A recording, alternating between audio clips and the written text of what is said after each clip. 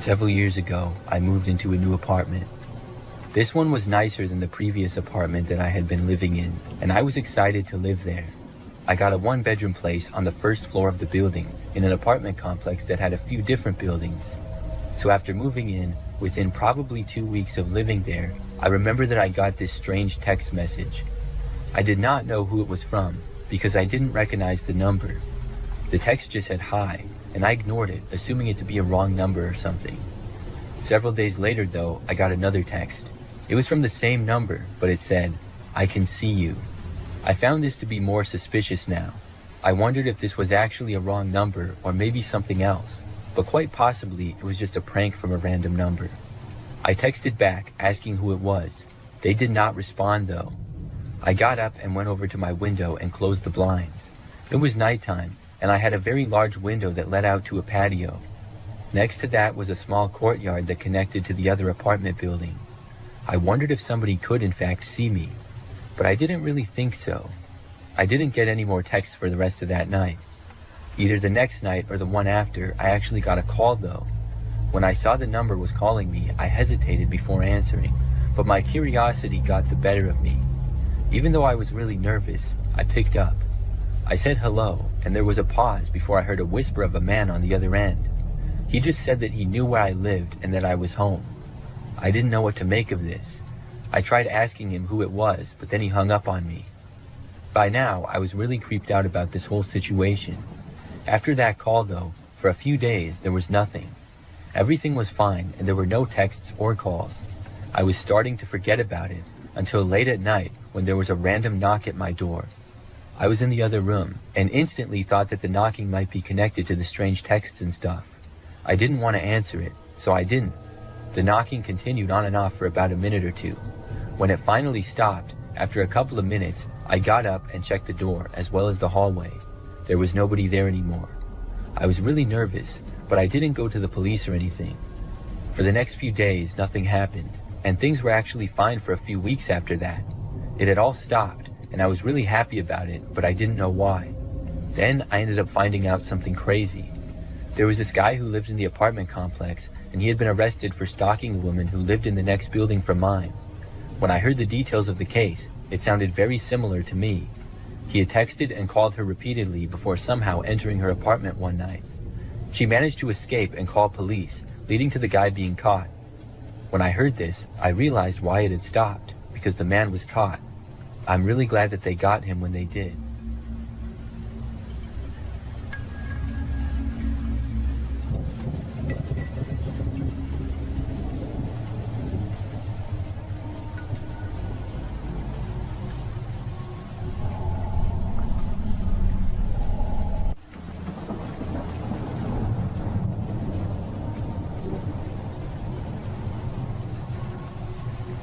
This happened just last summer.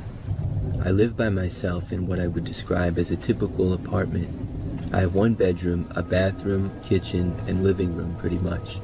It's inside of a building in a fairly large apartment complex. So one night, I worked sort of late into the night at my job. I was really tired from the long day and pretty much just arrived home, took a quick shower, and went to bed. That was around midnight. However, I woke up at roughly 4 o'clock in the morning. Obviously, I wanted to get more sleep, but I was wide awake. I was also very thirsty and felt dehydrated. Sometimes, mostly in the summer, I wake up in the night because of dehydration, and obviously, on this night, I had worked late and not been able to drink as much. Then, usually, I drink some water and feel better immediately and then go right back to sleep. But some of the times when I wake up, I'm wide awake and can't go back to sleep right away. And this was one of those times. So what I usually do when that happens is get up and go into the living room and watch TV until I get sleepy again. That might be 15 or 30 minutes usually. So that was what I did on this night. I got out of bed, drank some water, immediately felt better, and then sat on the couch and turned on the TV. My couch is to the right of the front door to the apartment, about 20 feet away. I remember that when I sat down, I glanced over and happened to notice that my door was actually unlocked. I realized that I somehow had forgotten to lock it. Normally, I always remember, but I guess I forget sometimes. I went over and locked the door and then went back to the couch. I started watching TV and waited for myself to feel sleepy again. I was flipping around the channels for maybe 5 minutes when suddenly I heard a noise. Obviously, it was very quiet other than the noise from the TV, but the sound I heard was somebody trying to open the front door to my apartment. I really couldn't believe it, and I had no idea who it could be. I sat and listened, but didn't hear anything else. Then, after a moment, I got up and I walked over to the door. I looked out of the peephole, but nobody was there. Then I opened up my apartment door and looked into the hallway. That's when I saw him. There was a man wearing a hooded sweatshirt walking away from me down the hallway. He was mostly looking down at the ground, and then he went to another door and tried opening it, but this one was also locked. I watched him go to another door and try that one as well. Apparently, he hadn't noticed me opening the door. I didn't know who this guy was, but he was seemingly trying to get into any apartment. As he reached the end of the hallway, he suddenly looked behind him and then he saw me. When he did, I quickly closed the door. I was afraid that he would come back, but he didn't. Soon after, I went back to bed. I'm really glad that I woke up when I did that night and locked my door, or who knows what could have happened.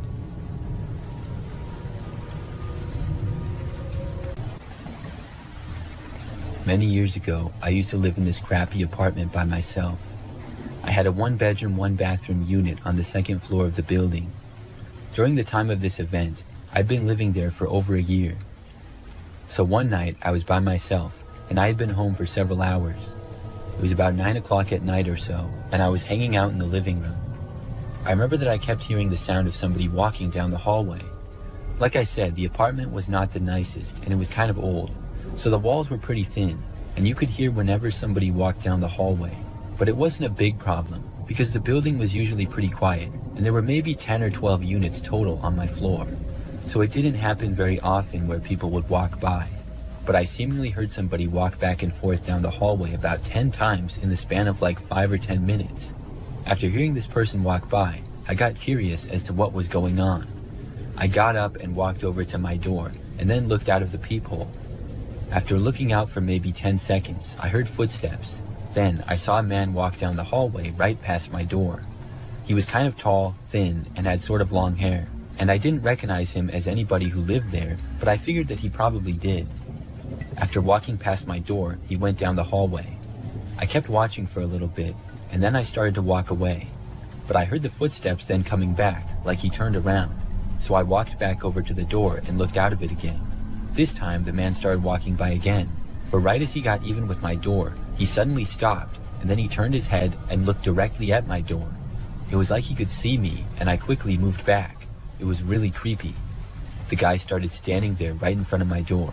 I did not go back to look. Instead, I went back into the living room. But a short time later, I heard a knocking on my door. I had a bad feeling about it, knowing that it was the strange guy who was walking up and down the hallways. Obviously, I had no clue what he wanted, but I also didn't want to know. So I did not get up and go answer the door, but he continued to knock. He would knock for a few seconds, stop, and then knock again. This went on for several minutes. I got annoyed, and I eventually got up and went to look again. When I did, I saw this guy still standing there on the other side. He started knocking seemingly louder than before, now pounding on the door with his fists. Then he actually tried opening my door. It was locked, but I moved away again, hoping that he wouldn't be able to somehow get inside. He kept alternating between pounding on the door and trying to open it. After this went on for a while, I heard the sound of someone else's voice in the hallway. I recognized it as my neighbor Jerry, who lived across the hall and to the right. The guy stopped banging on my door, and I heard the two of them talking. Then, all of a sudden, I heard some shouting and what seemed like an altercation. I went over to the door, and this time I opened it. I saw Jerry laying on the ground, and just barely saw the other guy sprinting to the end of the hallway and then leave. I went over to Jerry and asked if he was okay. Jerry said that the guy had punched him in the face and attacked him. I went and called the police, and then Jerry and I waited for them. Jerry was fine, but he said that he had wanted to see what all the racket was about because he heard the guy knocking on someone's door. He went out and questioned the guy, and he said at that point the guy just attacked him. The police looked around, but the guy had left the building. After that, the man did not return. I don't know why he was trying to get into my apartment, or what he was even doing there. I feel bad that Jerry got beat up, but I'm glad that he was okay. The whole thing was very strange.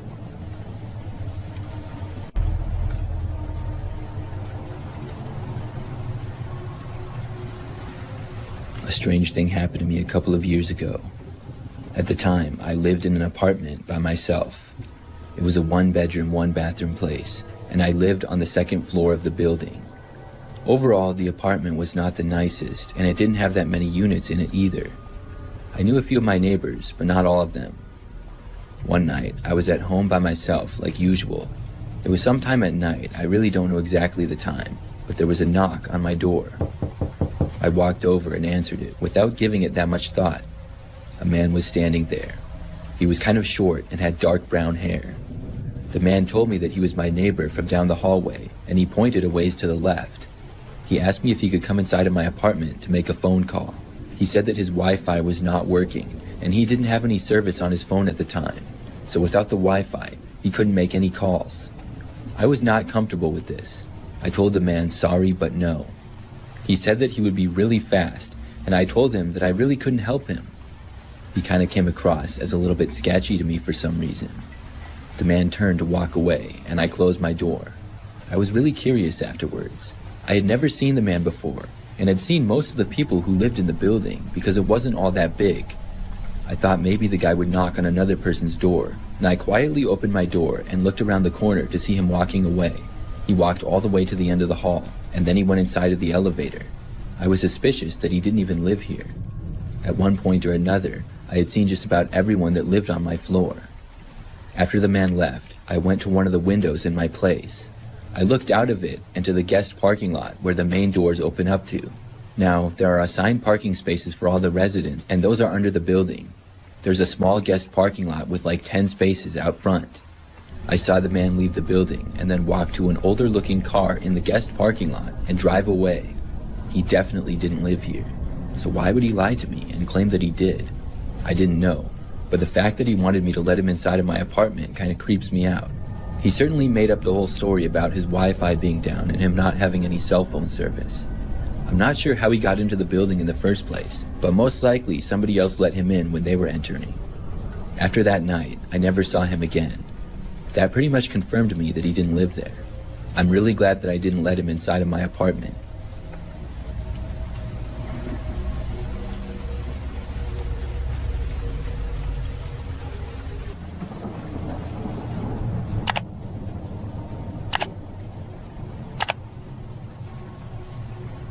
I don't go on Facebook that much, but I do go on from time to time, and last year something really strange happened. One day I went on Facebook for the first time in probably a couple of weeks. When I did, I saw that I had one new friend request and clicked on it to see who it was. The person appeared to have the same exact profile as me. They had the same name as me and the same profile picture. It was like they were pretending to be me. I clicked on the profile, assuming it to probably be a bot, but this was really strange. There was not a whole lot that I could see right away on the page, so I accepted the friend request to see more. After I did, I saw that this person pretending to be me had posted several of the same pictures that I had on my page, but this profile only had one friend, which was now me. I was still thinking that it was a bot of some sort, and this was really weird. I sent a message to the person saying, "What's the meaning of this?" They responded back rather quickly, saying exactly what I had sent to them. "What's the meaning of this?" I asked who it was, and they wrote back the same thing, just imitating what I said. It was really weird. I figured at this point that it was probably some kind of a prank. I got off of Facebook and texted a few of my friends about it. However, when I did, none of my friends admitted to it and didn't seem to know what was going on. I know my friends pretty well, and they all seemed genuinely confused. The next day, I was really curious as to who it was, so I went back on and sent another message to the page. This time, hoping that it was a joke somebody was playing on me for some reason, I said, "This is a funny joke, but seriously, who are you?" The page responded just saying, "This is not a joke." They finally said something other than just what I had said to them. I asked them to stop pretending to be me, saying that it was really weird. They responded saying, "Okay, I will just take your account then." I didn't know what they meant by this, but I was annoyed and I blocked the page right then and there. I thought that was that. The next day, however, I got a Facebook notification randomly saying that several people had liked my photo. I hadn't posted anything lately, so I went on to see. That's when I realized that my account had been hacked. There was a picture posted to my account. It was my profile picture, but put through several filters, and it looked really weird. Whoever was behind this said they would hack my account, and they did. I really couldn't believe it. I quickly deleted the post and then changed my password. I hadn't told my previous password to anyone, so I don't know how they would have even known it. After that, I didn't go on Facebook for a long time, and also strangely, the person never hacked into my account again or sent me another friend request or message. I still don't know who did that or why. It's very mysterious.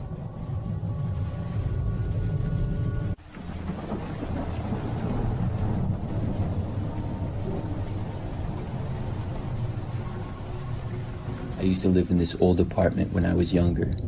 It was really an old house that was converted into a duplex, I guess. I had a kitchen, living room, bedroom, and bathroom. Then there was a staircase going down to a very small entryway and the door. The other side, I guess, had basically the same thing, but I didn't know who lived there or anything. So I lived in this apartment for several months. It was cheap and pretty close to my work. Other than that, it was nothing special. I never knew anything strange to happen over the course of the first month that I lived there. I pretty much would be at work a lot, but when I was home I never had any problems. But then there were a few nights where I realized I was waking up in the middle of the night. I just know that I woke up and then went back to sleep pretty much right away one time. Then, another time, I woke up to what I thought was a noise, but I didn't hear anything more after waking up. I remember sitting up in bed and listening closely, but did not hear anything at all. So eventually, I just went back to sleep. This was strange because I normally slept really well and never woke up in the night. These were situations that I didn't even necessarily remember during the next day. But then when I woke up in the middle of the night for a third time in about a week, I was sure I heard a noise and I found it really strange. Once more, I sat up and listened, but I didn't hear any more noises. I couldn't figure out if I was dreaming the noise or if it happened when I was awake. It just seemed pretty strange. But after a while of nothing again, I finally fell back asleep. I wasn't really sure what was going on or what was the cause of me waking up. But then, one of the very next nights, I remember that I woke up again. I don't really remember hearing any noises, but I also was like wide awake immediately after waking up, which was weird. I didn't sit up, but rolled over to my other side. I was looking in the rest of the room, which was completely dark, but I then heard a small creaking sound. It was as if my bedroom door was being opened slowly. I looked over and saw that it was. Then I saw somebody suddenly enter the room from the doorway. It was a man, but I couldn't make out any details. The guy took a step into the room, but did not advance any farther. I was literally too scared to move. It was so dark that I'm not sure if he knew I was awake or not. The man then took out some sort of camera and took a picture of me. Then he disappeared back behind the doorway, going into the hall. I honestly couldn't believe it. I didn't know what on earth was happening. Then I heard some creaking from the floor in the hallway, and I heard a noise like a door being opened and closed. It was quiet but noticeable. After that, everything went completely silent again. I sat in bed without hearing anything for probably the next 10 or 20 minutes. I wasn't sure if I was being robbed or what, but I hadn't heard any noises in a long time. I finally got up and walked around my bedroom. There still was no other sounds, and then I left and went out into the hallway. I turned on a light and did not see or hear anything. Then I went around every room slowly and looked around. My place really wasn't that big, so it didn't take me long to realize that the other person was gone. But when I got to the end of the hallway upstairs, past my bedroom and across from a closet, I realized what must have happened. There was a door leading to my next door neighbors. However, this door I was told was not in use and was always locked. It even had a small table with a lamp on it in front of it, and the door was painted the same color as the wall, so it wasn't really that noticeable. But I knew that had to be where the person had gone. For some reason, the door must not be locked on the other side. After that, I couldn't sleep. I stayed up the rest of the night. In the morning, as soon as I was able to, I contacted the management from my place. I reported what was happening, and I started looking for another apartment immediately. The next few nights, I stayed at a friend's. Long story short, there was a man who lived next door, and he was caught. I'm happy that he never got in my place again after that. The times I had been waking up must have been when he left to go back to his place, possibly when he was closing the door. I will never forget seeing him in my room. It was the creepiest situation that's ever happened to me.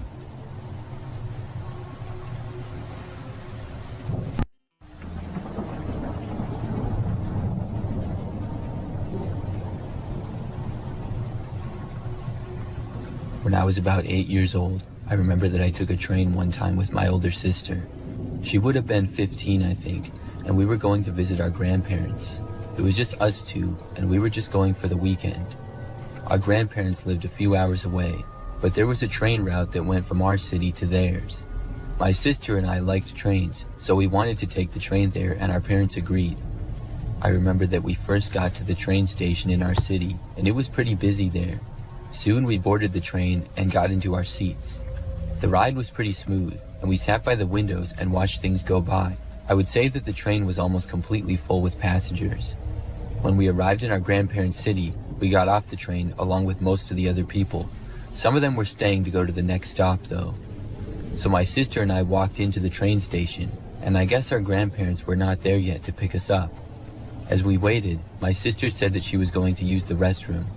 I didn't have to go, so my sister walked off and I kept standing there. I looked around the station, and it was very busy with lots of other people around.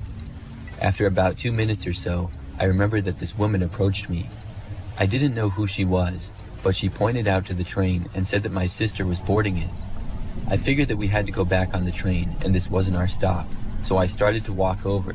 The woman then went with me to the train, and we both started to get back on. Now, to this point, I had just kind of been following my sister. I was young, and I didn't know exactly which stop was ours or which city we were even in. I just figured that I hadn't seen my sister after she had come out of the bathroom. So I actually got back onto the train and then went back to my seat, but I didn't see my sister there. I was confused, so at that point I started looking around the train, thinking maybe she switched seats. The woman who was with me was sitting in the next row over. I didn't ask her where exactly my sister had gone or anything. Instead, I was just silently looking around. After about a minute, I actually saw my sister. She was walking just outside of the station and seemed to be looking around, probably for me. I got up and started to walk for the doors of the train. When I stood, the woman also stood up and asked me where I was going. I told her that my sister was not on the train, and I started walking away. The woman did not say anything back to me. She also didn't go after me or anything. I left the train and then walked over to my sister. I was very confused at this point. But when I reached my sister, she asked me what on earth I was doing back on the train. I told her how the lady told me she had been on, and I figured that we had to take the train to another city. My sister told me that we were in the city that our grandparents lived in, and she didn't know what that lady was talking about. I realized at that point that I may have avoided something bad. The train left a very short time after that, and we got picked up by my grandparents. Looking back at that, I'm really glad that I saw my sister and got off the train when I did.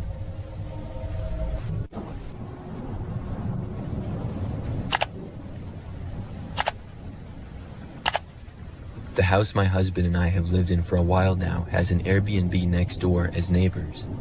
It has been operating for close to a year now as an Airbnb. My husband and I often noticed the guests coming and going. Most of them would stay to themselves, and a few would talk to us, but they were all nice people. However, one night in late September, we encountered some creepy guests who were staying at the Airbnb. It was a warm evening, and we were settling down to watch a movie when I noticed movement outside. I glanced out the window and saw a younger-looking couple in the Airbnb's backyard. They seemed to be setting up something odd with candles and laying other things down on the ground. I showed my husband, and we both agreed that it was strange. Our best guess was they were setting up some sort of ritual. However weird it was, everyone has their own unique hobbies, and who were we to judge what they wanted to do with their time at the Airbnb? We watched them for a while, unable to tear our eyes away. Firstly, it was just fun to watch, but also, we wanted to make sure that nothing extremely creepy was going on. They took a while to set up, so eventually we got bored and went back to watching our movie. Before going to bed, I checked out the window to see if the young couple was still out there. They still appeared to be just hanging out with whatever stuff they had set up, so I dismissed it and went to bed. In the middle of the night, I was gradually awoken by sounds coming through our bedroom window that was open for air. I could hear soft murmurs outside, low and rhythmic. I glanced at the clock, which showed that it was past 2 a.m. now. I woke up my husband, and we went to check out why the neighbors were still up at this time. We got out of bed and made our way to the back of the house and looked out the back window towards the backyards. Surprisingly, this time the young couple was in our backyard, standing and making strange movements in the flickering candlelight. It appeared they were doing whatever ritual thing they had set up earlier. What was even stranger was there were some lights in the woods, which were way out on the property away from our house. I guess the couple had set up some candles way out in the woods as well, but I wasn't sure. It didn't make sense. Somehow, it felt scarier to go outside and confront the couple about being on our property, rather than just let them continue what they were doing. We double-checked the house, locking all our doors and windows just in case before going back to bed. The next morning when we woke up, we cautiously walked into our backyard, checking to see if anything was damaged. It looked like the couple from the Airbnb had already left, since their car was gone. Everything was normal in our backyard, thankfully, besides a note that we found in the middle of the lawn pinned down by a rock. I bent down and picked up the small piece of paper and unfolded it to read it. It read, "Thank you for your participation. You have been blessed. Nothing major happened to us in our yard that night, but it was just really creepy in general. We left a message with the owner of the Airbnb, recommending not to let that young couple stay in again in the future if they tried to."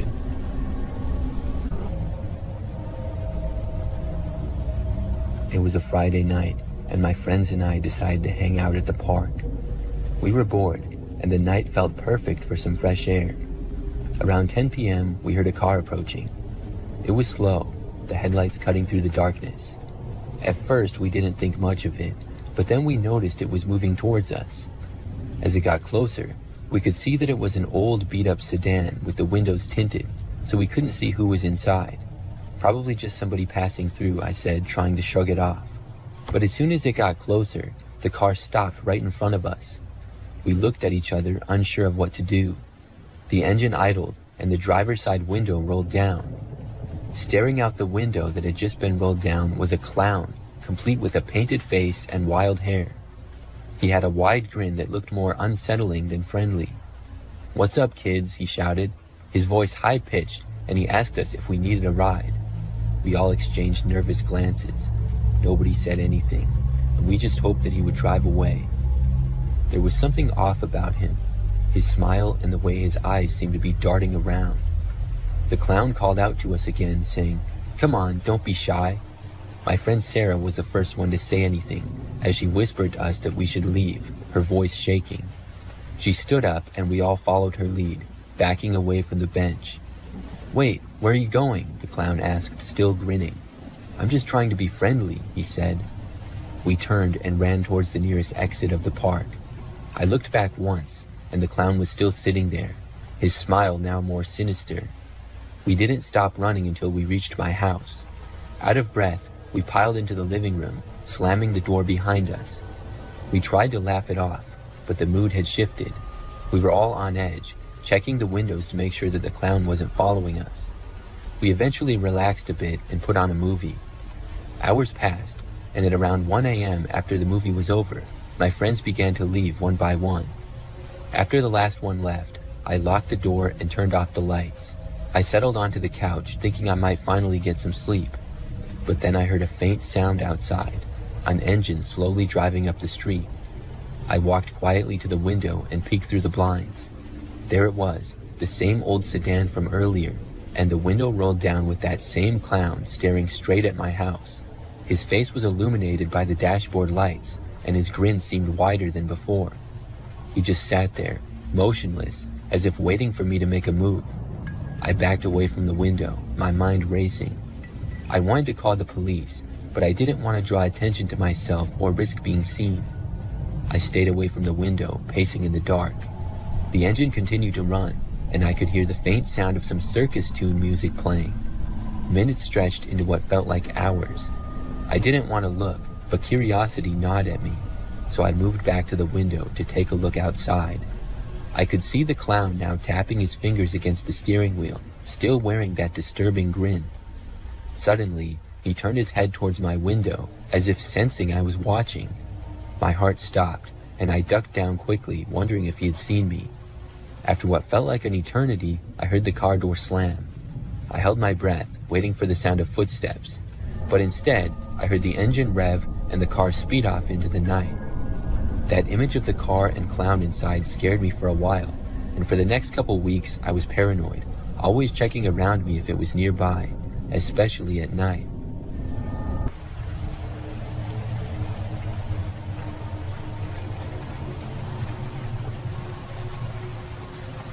Each year when I was a kid, we would celebrate New Year's Eve and stay up late. Normally, I would go to bed at about 10 o'clock, but on New Year's Eve, I would stay up until around 2 a.m. My sister and my parents and I would play board games and watch movies. We would then watch the ball drop when it was midnight and would stay up for several more hours. I think this happened when I was about 12 years old. That time, like any other, we played games and watched a couple of movies. This continued well past midnight, and at roughly 2 a.m., we all got tired and finally decided to go to bed. We could sleep in the next day because nobody had work or school. Our house was on a pretty quiet street. Other than that, it was a pretty typical neighborhood. I stayed up a little bit later than everybody else that night because I was watching a movie in the living room.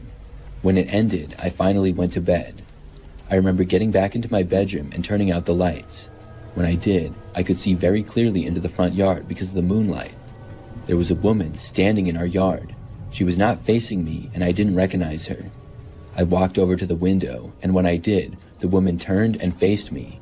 She saw me and then started to walk closer into my direction. This really creeped me out. Nobody was supposed to be in our front yard. Nothing like this had ever happened before. I moved away from the window and hid. I ducked down and laid on the floor so that she couldn't see me. My window was pretty large, and I did not have a cover on it at the time. Now, my bedroom was also on the second floor, so she couldn't directly reach me, but I was still terrified. I waited there, just hoping that she would go away. A few minutes went by. Then I heard something hit my window. I wasn't sure as to what it was. I started watching my window, and something else hit it. The woman was throwing sticks at it. She was trying to get my attention, and I don't know why, but I got up. I carefully looked out of the window again. The woman was still there and looking right up at me, this time closer. She said something, but I couldn't hear her. Then I saw her motioning for me to let her inside. I was not going to do that. She then walked to the side of the yard near the front door. Then she knocked on the front door. I didn't move. I was hoping that my parents or sister would wake up. I didn't have the thought to call the police for some reason. It just never entered my mind. The woman knocked on the door on and off for like 5 minutes. Finally, she walked away. I watched her from the window walk to the end of the driveway and then a little ways down. She then got inside of a vehicle and drove off. The whole situation was really bizarre, and it really confused me. The next morning, I told my parents about it. They had no idea what she could have been doing either. Luckily, though, she never came back.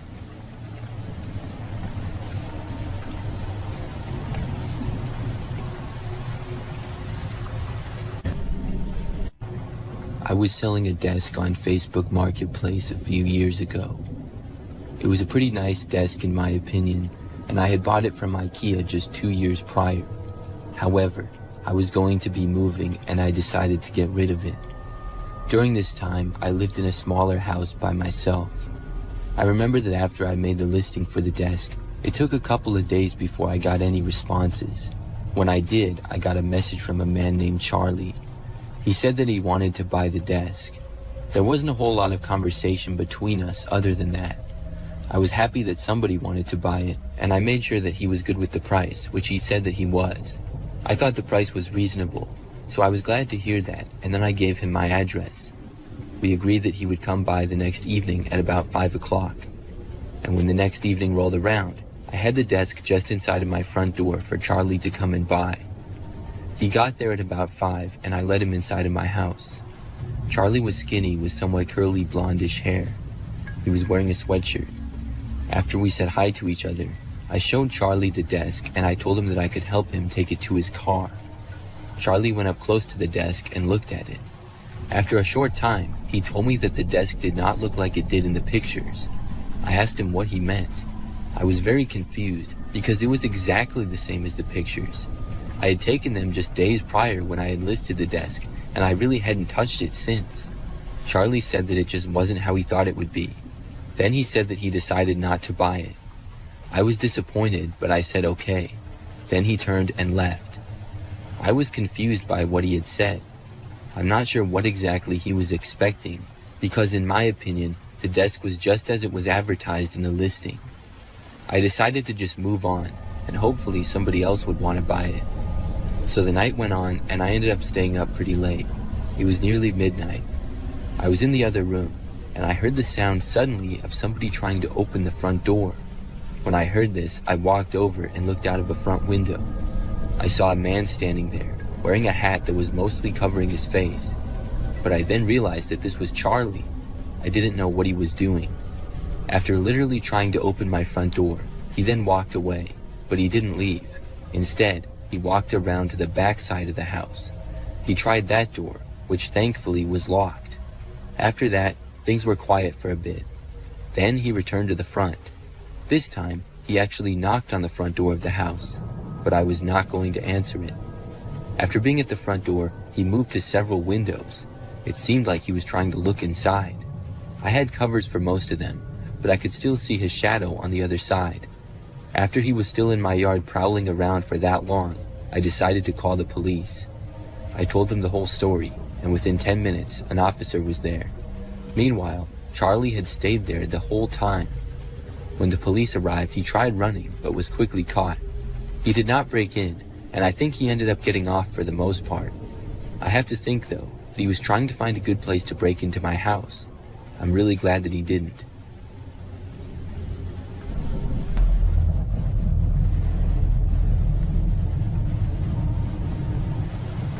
I'm one of those people that's always getting a new phone. I get one almost every year. For me, it's just a personal preference. A lot of times, I trade in my old phone for a new one, but that's not always the case. I happened to just buy a new iPhone a while back, but I still had my old one, so I decided to sell it on Facebook Marketplace. The phone was still pretty new, and I figured that somebody would want it. I listed it for a reasonable price, and within a day, someone had made me an offer. I sold it to them, and after receiving payment, I shipped it to the buyer, which was a man named Elliot. Now, everything seems normal, and it was. He got the phone, and I thought that was the end of that.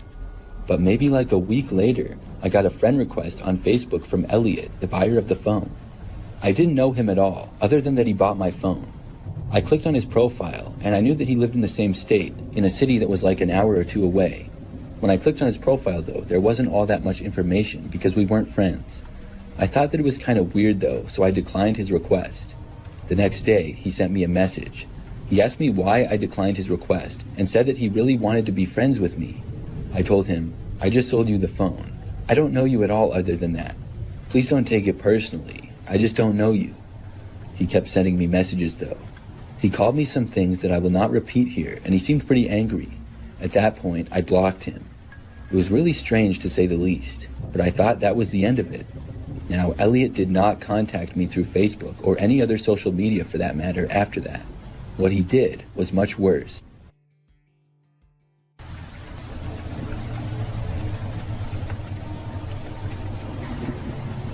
This is something really bizarre that happened to me last winter. I live by myself in a smaller one-story home. The neighborhood that I live in is somewhat typical. However, I know most of the nearby neighbors pretty well and get along with all of them. Last winter, we got a pretty bad snowstorm at one point. It was over a weekend, and it started one night at roughly 5 o'clock. The snow was supposed to last until early the next morning, and we were going to get several inches of it. Everything was normal other than the snowstorm, and I went to bed at about 11 p.m. and then woke up the next morning at probably like 7:30 or 8. My bedroom is at the front side of the house, and as soon as I sat up and looked out of the window, something shocked me. There was a snowman that was built and looking right into my bedroom window. The snowman was very well done and had eyes and a mouth made from buttons. It was probably about 5 feet away from my window. It spooked me at first until I realized what it was. But then, I wondered how it got there. I certainly hadn't made it. It had to have been my next-door neighbor's kids. My next-door neighbors were a husband and wife who had kids in their early teens and middle school ages. They were the only kids in the immediate area of the neighborhood. Still, it seemed kind of unlike them to do that. Why wouldn't they just build it in their own yard? Plus, they were usually well behaved, and I didn't think that they would even go into my yard without permission. I went outside to snowplow my driveway. When I got out there, I saw my next-door neighbor. His name is Todd, and he was already out using his snowblower. I walked over to him at the end of the driveway and waved. He stopped his snowblower and said that I had a nice snowman in the front yard. I told him that I didn't know how it got there and asked him if his kids had made it. He said no. He told me he had been inside with his kids watching a movie the night before. He assumed that I had made the snowman. We just joked about it after that, though. It was a pretty funny thing, but also a little bit strange. After that, I finished clearing my driveway and went back inside. The temperatures that we were having were in the high 20s all the way up to the mid 30s. This created good snowball or snowman snow. Fast forward to the next morning, I woke up and then went into the kitchen. The kitchen is at the back side of my house, and there's a window out to the backyard. When I looked out of it, there was another snowman. It hadn't been there the day before, and it was facing the back window, looking right at me just a few feet away. Somebody had made another one. This one, like the first, was very well made, but unlike the other one, it had some different props. Instead of just having a face made out of buttons, it had a gardening shovel used as its hand, and it was made to look like it was holding a pitchfork. I realized that the shovel and pitchfork had come from my garage. I went outside and then went to the garage. The back door was left open. Nobody was inside of it though. I was really creeped out now. Somebody was going into my yard in the middle of the night and making snowmen. This time they had entered my garage. I had left the door unlocked by accident, and I made sure to lock it. When whoever it was made a snowman in the front yard, I thought it was funny. But now that it was in the backyard and they went inside of my garage without permission, this was too far. Still, I had no idea who was doing it. At night, I never heard or saw anything. That night, I even looked out of the windows multiple times before going to bed. I didn't see anybody though. The next morning when I got up, both of the snowmen were destroyed. They were just gone and nowhere to be seen. Somebody had tore them down. I was really weirded out by the whole situation. After that, there were no more strange occurrences though. No more snowmen and no more strange things happening. I still wonder to this day who did that.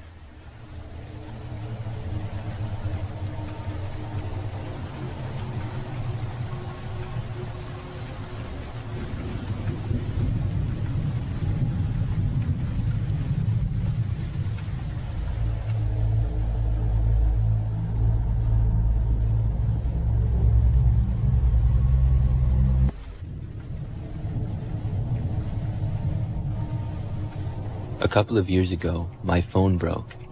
It had been pretty old, and I was sort of meaning to get a new one. But after breaking, I had to find a new one fast. I thought about going to the store or looking online. But to try to save some money, I went on Facebook Marketplace. I also wanted to get one as fast as possible. I had heard there were a lot of good cell phones there for cheap. After maybe 30 minutes of looking, I found one. It was the same phone that I had before, but a few generations newer. The price also seemed very cheap compared to what it would be elsewhere. So at that point, I decided to send the seller a message saying that I wanted to buy the phone.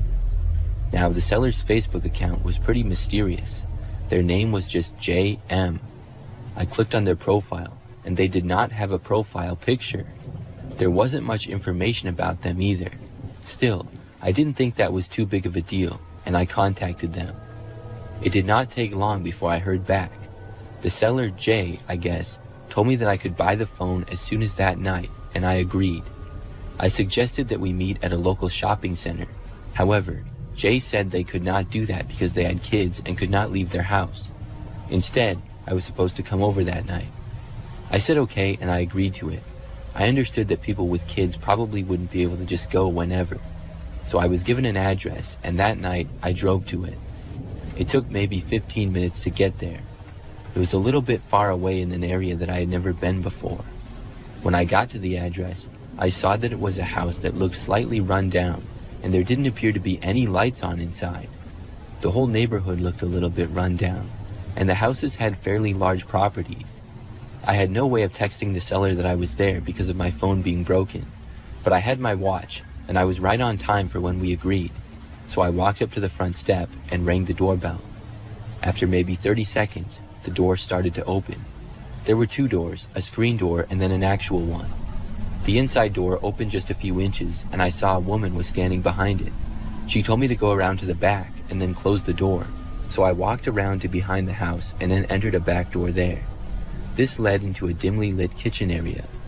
The woman was there inside and sitting at a table. I entered and then sat down across from her. It appeared as though every light in the rest of the house was off.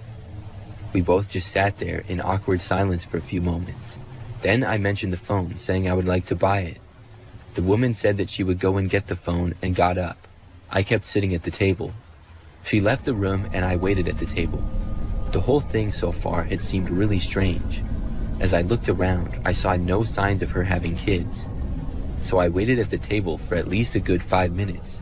I didn't know what was taking so long. Did she lose the phone or something? I decided to ask.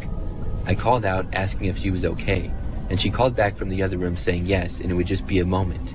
So I kept sitting there, but then at least 5 more minutes went by. I was starting to feel nervous. It was just really strange.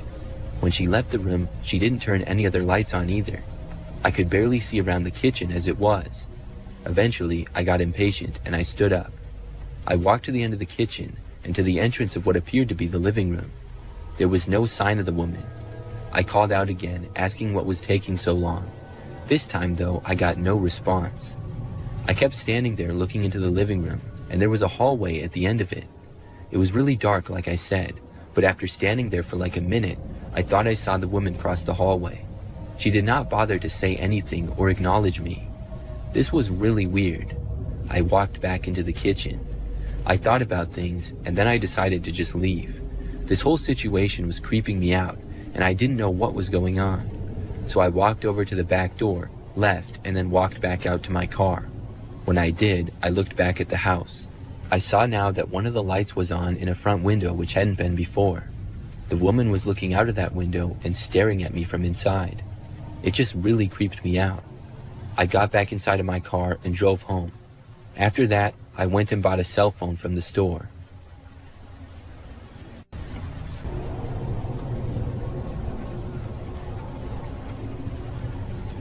This happened when I was about 10 or 11, camping with my mom near a river in the woods.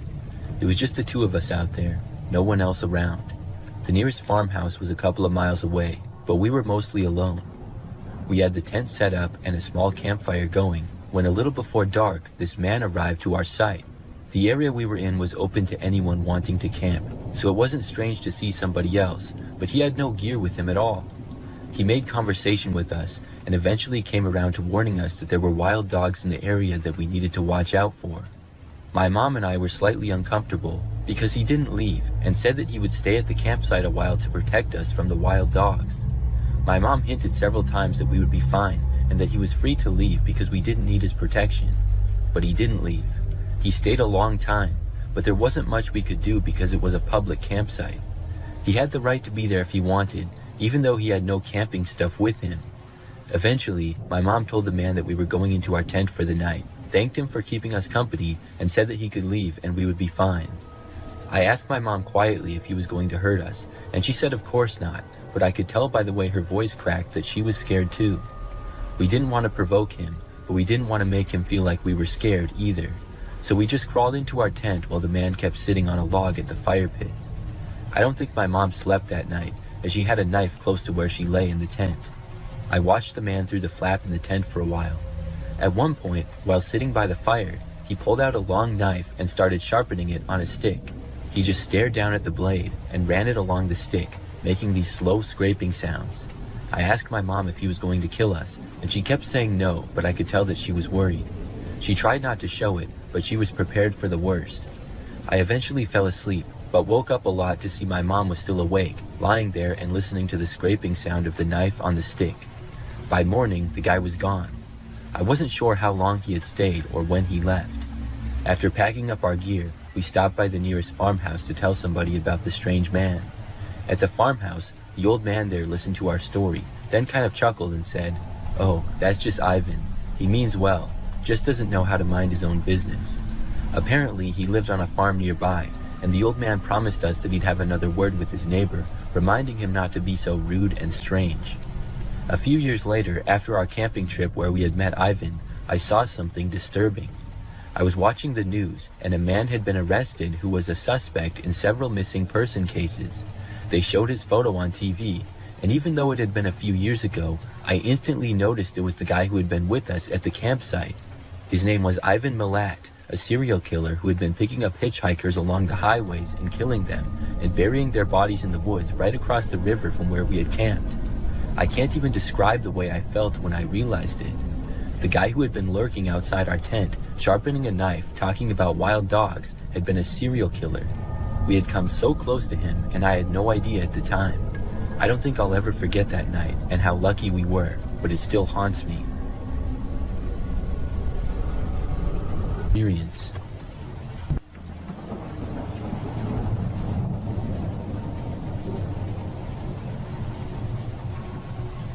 A couple of years ago, I bought a gaming computer on Facebook Marketplace. I've been wanting to buy one for a while, and I knew that they're typically very expensive. So that gave me the idea to go on Facebook Marketplace and look for a used one. After several days of looking, I found one that I wanted. I decided to reach out to the seller and ask a little more information about it. The seller was a guy named Jeremy. We went back and forth a little bit, and I decided that I wanted to buy it. It was a pretty good deal, so we agreed on a day that I would go over and get the computer. It also came with a monitor, keyboard, and mouse as well. So after I bought it, I took it home, set it up, and started using it. I was happy with my purchase, and I used the computer for the next week and a half. Then I got another message on Facebook from Jeremy. He said that he wanted his computer back. I was really confused when I saw this, because he had just sold it to me like a week before. He said that he changed his mind and wanted it back now. I didn't want to return it. I liked the computer, and I had already installed several games and other programs on it. I told Jeremy no, I wasn't going to return it. Then Jeremy said that he would give me a certain amount of money for it. The funny thing is that the amount he offered was less than I paid for the computer by a few $100s. I pointed that out, and he said that it was all he could afford to give. Now, when he originally said he wanted it back, I assumed that meant he would pay the full price. I said the answer was still no. I was really annoyed that this guy was trying to get the computer back, and even more annoyed that he wasn't offering the full price. If he didn't want to sell it, then he shouldn't have sold it. However, Jeremy was not happy that I refused to give the computer back. He then sent me a friend request on Facebook, and then started messaging me a bunch of times. I ignored him for a while, but after he kept sending me messages for like 3 days straight, I blocked him. I thought that was that. This situation was strange enough, but unfortunately, that was not the end of Jeremy. Probably about a week after I blocked Jeremy, he showed up to my house. I happened to be home alone and was in my bedroom, on the very gaming computer that I had bought from Jeremy. It was nighttime and about 8 p.m. and dark out. I heard a knocking coming from the front door. I got up and left my room and went over to the living room and then looked out of the window. Jeremy was there on the front step. I recognized him from when I bought the computer. How did he know where I lived? This was really strange. I watched him stand there and knock again on the front door. I was wondering what on earth he had planned. Did he think that by showing up at my house unannounced that would make me change my mind? I stayed in the living room and ignored his knocks. I was hoping that he would just go away, and most of the lights in my house were off, so maybe he would think that I wasn't home. But I watched Jeremy hang around the front step for several more minutes. I was kind of looking around, and I had to move back from the window so that he wouldn't see me. He came back and knocked again on the front door, this time louder. He also yelled, asking for me to come outside. I still ignored him. I walked back to my bedroom, hoping that Jeremy would eventually give up and leave. When I got back to my room, I put in some headphones and sat back down at my computer. For the next 5 minutes or so, everything was fine. But suddenly, I heard a knocking sound. I took out my headphones and looked to the direction of my window. Jeremy was standing there, looking into my bedroom.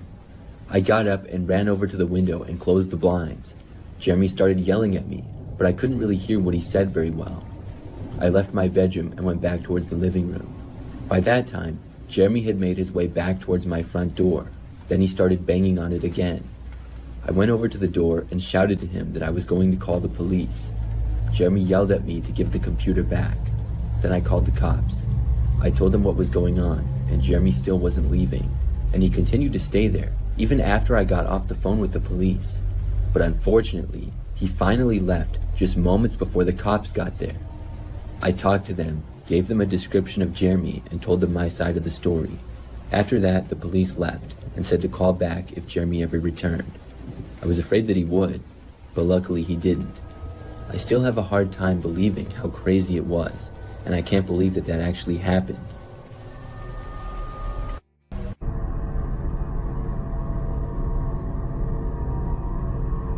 Back in 2014, I joined a Facebook group that was started specifically for people who are from the town I grew up in Southern California. The whole group shared memories of the town, and everyone seemed nice, except for one person. There's always at least one asshole. This guy got on the bad side of one of the admins, whose name was Robert, and ended up being booted from the group. I'll note that I was in my mid-30s at the time, and most of the members were at least 20 years older than me. Robert was approaching 60, and was married with children who were about my age. Robert took a liking to me. Since he was married, I didn't think his friendship would go any further than that, but I was mistaken. He said that I was a down-to-earth girl, and was easy to talk to. He and I exchanged phone numbers, and he would message me quite a bit. However, Robert took it a step further, and found out where I lived, my landline number, and my mother's address in California. He had a subscription to one of those sites that contain information on people, their age, phone numbers, possible relatives, previous addresses, etc. He found out through Facebook when my birthday was, and he sent me flowers. I thanked him, but I started to get suspicious. His behavior was becoming alarming. He started complaining that all his wife wanted from him was his pain pills and money. Around this time, I met the man who would eventually become my husband, and of course, I announced it on Facebook. Robert went into a ballistic rage upon hearing this, saying that I should have known that he was in love with me. I told him, "You're married. Why are you in love with another woman?" He began texting me at least 10 to 20 times a day, going from calling me hateful names to profusely apologizing. I blocked his number, so he started blowing up my landline. Most of the time I kept it unplugged, so I didn't get most of the voicemails that he would leave. One day, out of curiosity, I did listen to some of the voicemails I got. In one of the messages, he claimed that I owed him $13,000. He then started making threats about how he would come to where I lived, and would also pay my mother a visit. I blocked him on my landline, and informed my mother about the situation. Robert got clever, and started texting me from random numbers located all over California. He even sent letters to my home, and nothing he said in those letters made any sense. That's when I decided that I needed a restraining order. I tried twice through my county court, but since I lived in Washington State at the time, the judge wouldn't grant it, since we lived in different states. Once Robert found out that I couldn't file a restraining order, he sent me more hateful messages and told me that I would never get rid of him. So I went back to court with the new messages. For this new hearing, Robert mailed in a letter of rebuttal. He claimed that he was a civil servant who had worked at a school district at one time and was an electrician by trade. He also said that he was on disability and couldn't drive longer for more than a half an hour without experiencing excruciating pain, and posed the question, how could he possibly come to Washington State? I told the judge that this wasn't true, because he openly posted all day about his motorcycle trips to Malibu on Facebook. Regardless of the evidence, I wasn't granted a restraining order, and I felt failed by the system. I blocked him on all social media, emails, and phone numbers, but he obviously would still call using new numbers. He made a duplicate Facebook page with my profile picture, and sent out friend requests to all of my friends. He had my real Facebook profile blocked, and I found out when a friend messaged me, "I got a friend request from you, but I already thought we were friends." My friend then told me that this fake profile of mine was making all kinds of posts talking shit about me. My friend reported it, and thankfully Facebook took it down. I changed my cell phone number, and I eventually moved into a new place. Things died down for a while, but Robert somehow found me on LinkedIn. After that, I straight up deleted LinkedIn and Facebook, and I saw that he even followed me on my YouTube page. I don't know how to remove someone, so I just blocked him there. To wrap up this insane story, I've included a couple of recordings of the messages he left. Hey, I need you to unblock me and respond to me, please. Would you consider doing that? That's the Christian thing to do, don't you think? Please, I'm not playing around. Bye.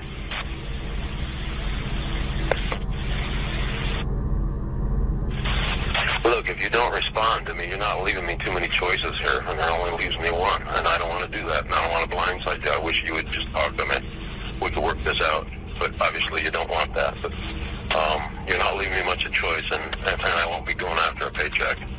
Bye.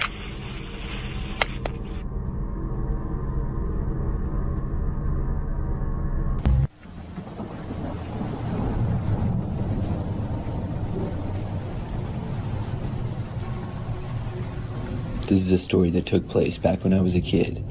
I was probably somewhere between the ages of 8 and 10. At that age, I loved Christmas, mainly because of all the things that I would get. I lived with my parents, brother, and sister in a 2-story home in a typical neighborhood. Each year, we would do lots of decorating inside and outside of the house.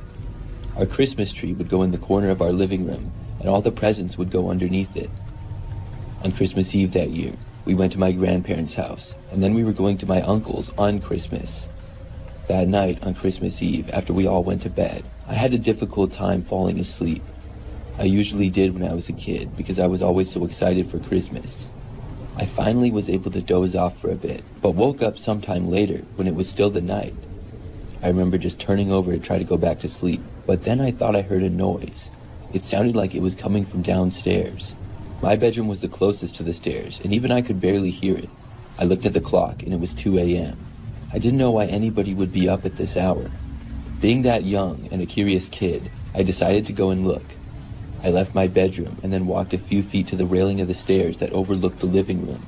I looked down, and everything seemed normal. All of the lights were off, but the lights from the Christmas tree and the few other decorations were on, so I could see a little bit. I looked down at the tree for a little while longer. It was very large, and we always got the biggest tree that we could find. But then I saw somebody come out from behind the tree. It wasn't my dad or brother, but a random guy that I didn't know. As soon as I realized that it was a random guy, I turned and ran. I went to the end of the hallway where my parents' bedroom was. I woke them up and told them that there was some guy in the house. I remember that my dad got up to look. He came back a short time later and said that he saw somebody leaving the house through the window. The police were called, and when they got out to our house, searched all over our property. They didn't find the guy, but they did find that our window was broken. None of us had heard it break, so the guy must have quietly done it somehow. It was a living room window that was broken, and I think that I saw him not long after he got in the house, because nothing was even stolen. I think that he either saw me or heard me, and that scared him off. I'm just really glad that he didn't try to come upstairs or anything. It still really freaked me out knowing that somebody broke in. It took me a long time to be able to fall back asleep, but eventually I was able to. That was by far my craziest Christmas experience. Nothing like that has happened since, much less on Christmas. I still don't know who the guy was though and why he chose our house. I also don't know if the police ever found him. Something crazy happened when I was in high school. It was during my junior year and a few months into the semester. I'm a female and was 17 at the time. One day, like any other, I went to school and it was my 4th hour class. Sometime during the hour, I remember that an announcement suddenly came over the intercom. We were told that the school was being locked down. Our teacher did all the things she was supposed to and locked the door and turned the lights off. Nobody really knew what was going on though. We all knew that it was not a drill, and everybody seemed a little bit worried. We all had no idea why the lockdown was happening. We just stayed in the room and things were very quiet for a while. After probably close to an hour, the lockdown finally ended. We were told that we would have the normal amount of passing time in the hallways, and then our final class of the day would be shorter than usual. So when we finally got let out of class, everybody was talking to each other about the lockdown.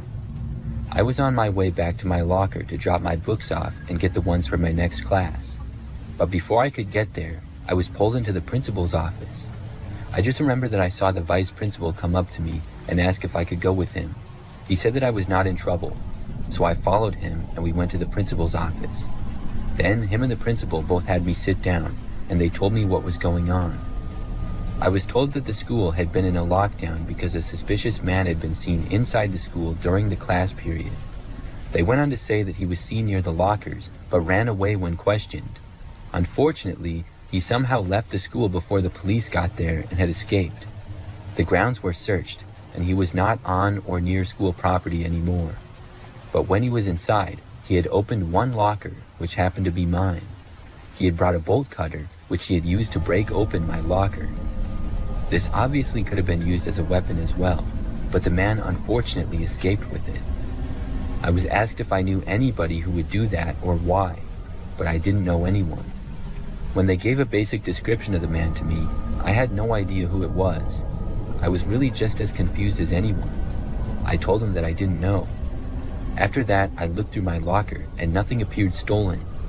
I didn't really have much in there except for my books for school. So after that, the school day resumed. My parents got called, and when the school day was over, nobody seemed to know why the guy would do that. However, later on, something else occurred. It was that very same night. I remember that I was in my bedroom, which was at the back of our house. I was on my bed, just on my phone. But when I glanced out of the window randomly, I happened to notice something. It looked like somebody was walking through the backyard. I got up and moved over to the window. When I got a closer look, sure enough, there was a man there. I did not know who he was, but I noticed that he was walking towards me. I quickly ducked down so that he wouldn't see me. I then moved away from the window and hoped that the man would not approach it. But moments later, I saw him appear right on the other side and look in. I quickly ran out of my bedroom and found my parents. I wasn't sure if the man had directly seen me or not. Most of the lights in my room were off, other than one small lamp. I told my parents what was going on, and they looked out of a different window to the backyard. Then they called the police. My dad kept an eye on the guy out the window. The rest of us went to the front of the house. The police were really quick to respond. Within probably 5 minutes, they were there. And when they got there, the man was still prowling around the backyard. After they entered the back, the man tried running away. He made it out of our backyard, but not much farther. He ended up being caught. And we soon found out that it was the same man who had been at the school earlier. I didn't know who he was, but somehow it appeared as though he was stalking me. The whole thing was really crazy. I'm just glad that the guy was caught. I don't know what would have happened.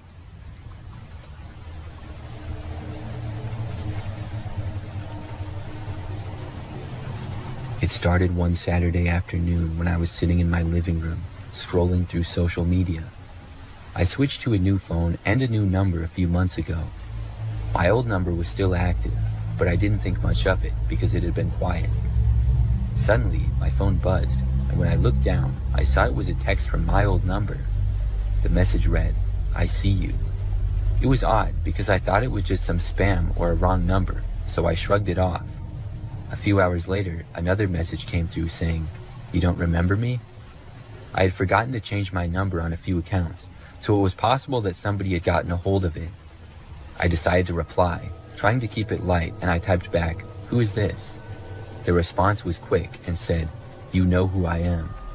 I didn't want to engage further, so I put my phone down and tried to watch a movie, but the messages nagged at the back of my mind.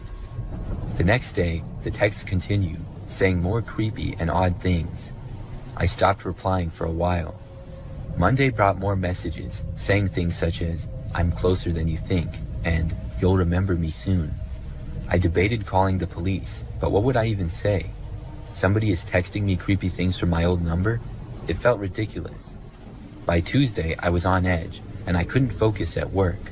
The messages were escalating, saying, "I know what you did last summer," and kept repeating, "You'll remember soon." I tried to block the number, but it kept coming through, so I finally decided to involve the police and see if they could do anything. I explained the situation, and they filed a report. The messages continued for all the next week, and I tried to ignore them as best as I could. I finally got a call from the police a week later. They had traced the text back to an old acquaintance from high school, someone I hadn't spoken to in years. He had been using some sort of app to send the messages from my old number. That night, I confronted him at his house, and his parents answered the door, so it ended up working out perfectly to involve them as well. It was awesome to see his face when he came downstairs and saw me talking to his parents and showing texts that he had sent to me. So that was the last problem I had with the kid, but it was still scary before I knew who was behind it all.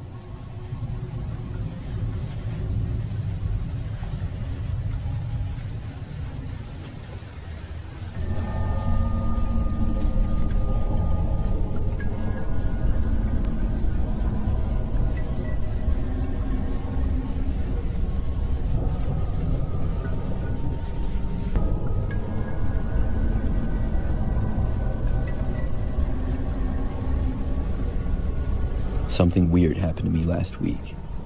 I was having a movie night by myself in my apartment. I live alone and on the second floor. My apartment building is fairly new, and I really like it. The place I live in has 1 bedroom, 1 bathroom, a living room and a kitchen. I was on my second movie of the night, and the time was about midnight. It was Saturday, so I didn't have work or anything the next morning. My apartment happened to be on the far end of the hallway, and it was right next to the stairs that people would occasionally use. The elevator was in the center of the hallway, which is much more common for people to use. I heard the door to the stairs open and then close. It sounded like somebody was walking by down the hallway, and I didn't think anything of it, but I realized soon that it sounded like more than one person, maybe almost 10. I thought it was a little weird, but expected them all to pass by. It seemed like they all stopped right outside of my doorway though. Maybe they were going to the place across the hall from me. The apartment across the hall though was not lined up with my door, but was a little ways down. I just got curious for some reason, so I paused the movie and got up. I walked over to the door and looked out the peephole. What I saw shocked me. There was like 10 guys standing in the hallway right outside my apartment, and they were all facing my door. I was instantly creeped out. I didn't know who any of these guys were, and they were all wearing all black and had hoods on, so I couldn't see much of their faces. This was really bizarre, to say the least. Nobody had knocked on my door though, and it didn't seem as though they were going to. They were just standing there. I considered for only a second opening the door and asking what was going on, but I thought better of it. I quickly walked away and decided to just ignore them. Still, I couldn't feel comfortable as long as they were all standing there. I was hoping and sort of expecting them all to move along and to keep walking away down the hallway. I listened for them to move away, but they didn't. I waited for a little longer before unpausing the movie, but I still didn't hear them walking away. The guys had to all still be there. I tried to distract myself by watching the film, but in doing so, I turned the volume down significantly. I didn't want the people outside to hear or know that I was home. As the movie played though, I still couldn't focus. It wasn't helping to distract me from the strange man standing outside my door. Then, I heard what I was sure sounded like my doorknob turning. It was very quiet, and the only reason I had heard it was because number one, I was already thinking about the guys at the door, and number two, my TV volume was now very quiet. This made me feel really creeped out, even more than I already was. I also started to feel like possibly I was in danger. I stayed where I was, not sure of what to do. For the next probably 10 minutes, I didn't hear any other noises or anything. I got up to see if the men were gone, and I was really hoping that they were. When I got to the door and looked out though, they were all still there. I ran back as quietly as possible. I sat back down on my couch and had no clue what to do in this situation. I didn't think I could call the police for this. They were just standing in my hallway. Yes, I thought they tried opening my door, but it's not like they were trying over and over or banging on the door. Looking back, I probably should have, but I was just hoping I wouldn't have to. After maybe 5 more minutes or so, I went back to look again. This time, when I looked out, they were all gone. I couldn't believe it. I hadn't even heard them walking away or anything. I was so paranoid that I kept looking back out my peephole every 10 minutes or so. Luckily, I didn't see them. But before going to bed, I was so worried about it that I left my apartment and walked the hallways, just making sure that the men were gone. I went throughout the whole entire building just about, without seeing them. After that, I was finally able to go to bed. By now, it was past 2 o'clock in the morning, and I was really tired. I fell asleep pretty quickly. However, at some point, I was woken up in the night. I just remember waking up to the sounds of somebody knocking on my front door. They knocked about 2 times after I woke up. I knew it was probably the same guys, and I was terrified. I stayed in my bed and didn't even bother to get up. What could I do? Then, there was just silence. I was afraid they would break in or something. I couldn't believe that they were back, if that's in fact who was at the door. I really didn't want to get up and check though. I laid there in my bed for the longest time. It was probably about 30 minutes or so. I finally looked at the clock and saw that it was almost 4 a.m. Then I got up and checked the door. Nobody was outside in the hallway though. Whoever had knocked was gone. I went back to sleep after that and heard nothing more. Since then, everything's been fine.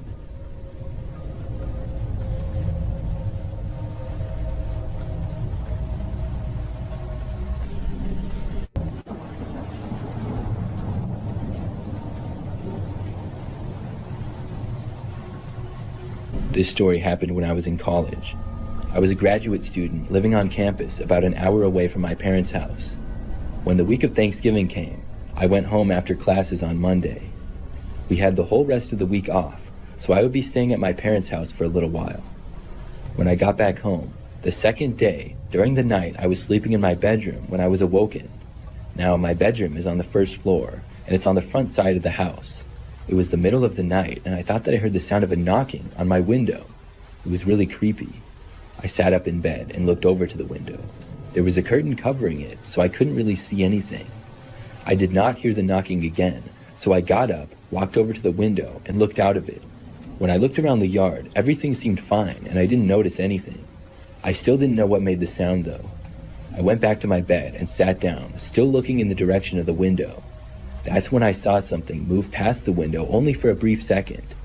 I couldn't see any details, because I really just saw the shadow from the other side of the curtains, but somebody had definitely walked past outside. I got up again, ran over to the window, and looked out. Whoever it was gone again. I glanced all around the yard of what I could see, but I never saw anything at all. I went back to my bed again and sat back down, and didn't see anything for the next few minutes. I didn't know exactly what was going on. After it seemed like things were back to normal, I tried to go back to sleep again. I laid down and closed my eyes. A few minutes later, when I was starting to fall asleep, I heard knocking again on the window. There was no mistaking it. I sat up and saw that somebody was right outside. I couldn't tell who they were because my curtains were still closed. I could just see like a silhouette of their figure. It looked to be a man. Then I heard what sounded like a faint laughter coming from the other side of the window. It was really creepy. I turned on all of the lights to my bedroom and then saw the guy finally moving away. He left my sight, and when I got to the window, he was gone again. Somebody was definitely messing with me, but I didn't know who or why. I stayed up for quite a while before finally was able to go back to sleep. The next day, I told my parents about it. We were unsure of what could be done. There were no signs of an attempted break-in. I couldn't even give a description of the man. We just hoped that it wouldn't happen again. The next day went by as normal, but that night I stayed up late watching TV in the living room with my parents. It was a little bit after midnight when we all heard a noise coming from the other room. We all got up at once and went over to a window. From there, though, we couldn't see anything. We heard the noise again. Now it was more clear that somebody was hitting my bedroom window. We called the police and then moved as far to the other side of the house as we could. We heard another noise. After that, things were quiet for a while. The police arrived really fast, though. When they got there, they found a man hiding in our backyard. None of us knew who he was. The guy had been trying to break into our house through my bedroom window. The window hadn't even broke, though, but there were some marks on it. I'm really glad that he didn't get in. I'm also really glad that I was not in my bedroom at the time, but with my parents in the living room. It had to be the same guy who had been there the night before. Since this happened, every year when I go back to my parents for Thanksgiving, we joke around about it. At the time, it wasn't so funny though, and I'm really glad that everyone is okay.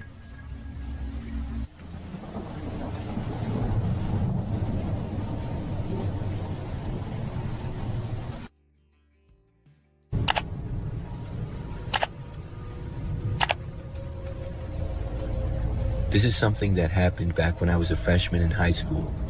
I'm also a female, and this was about 10 years ago now.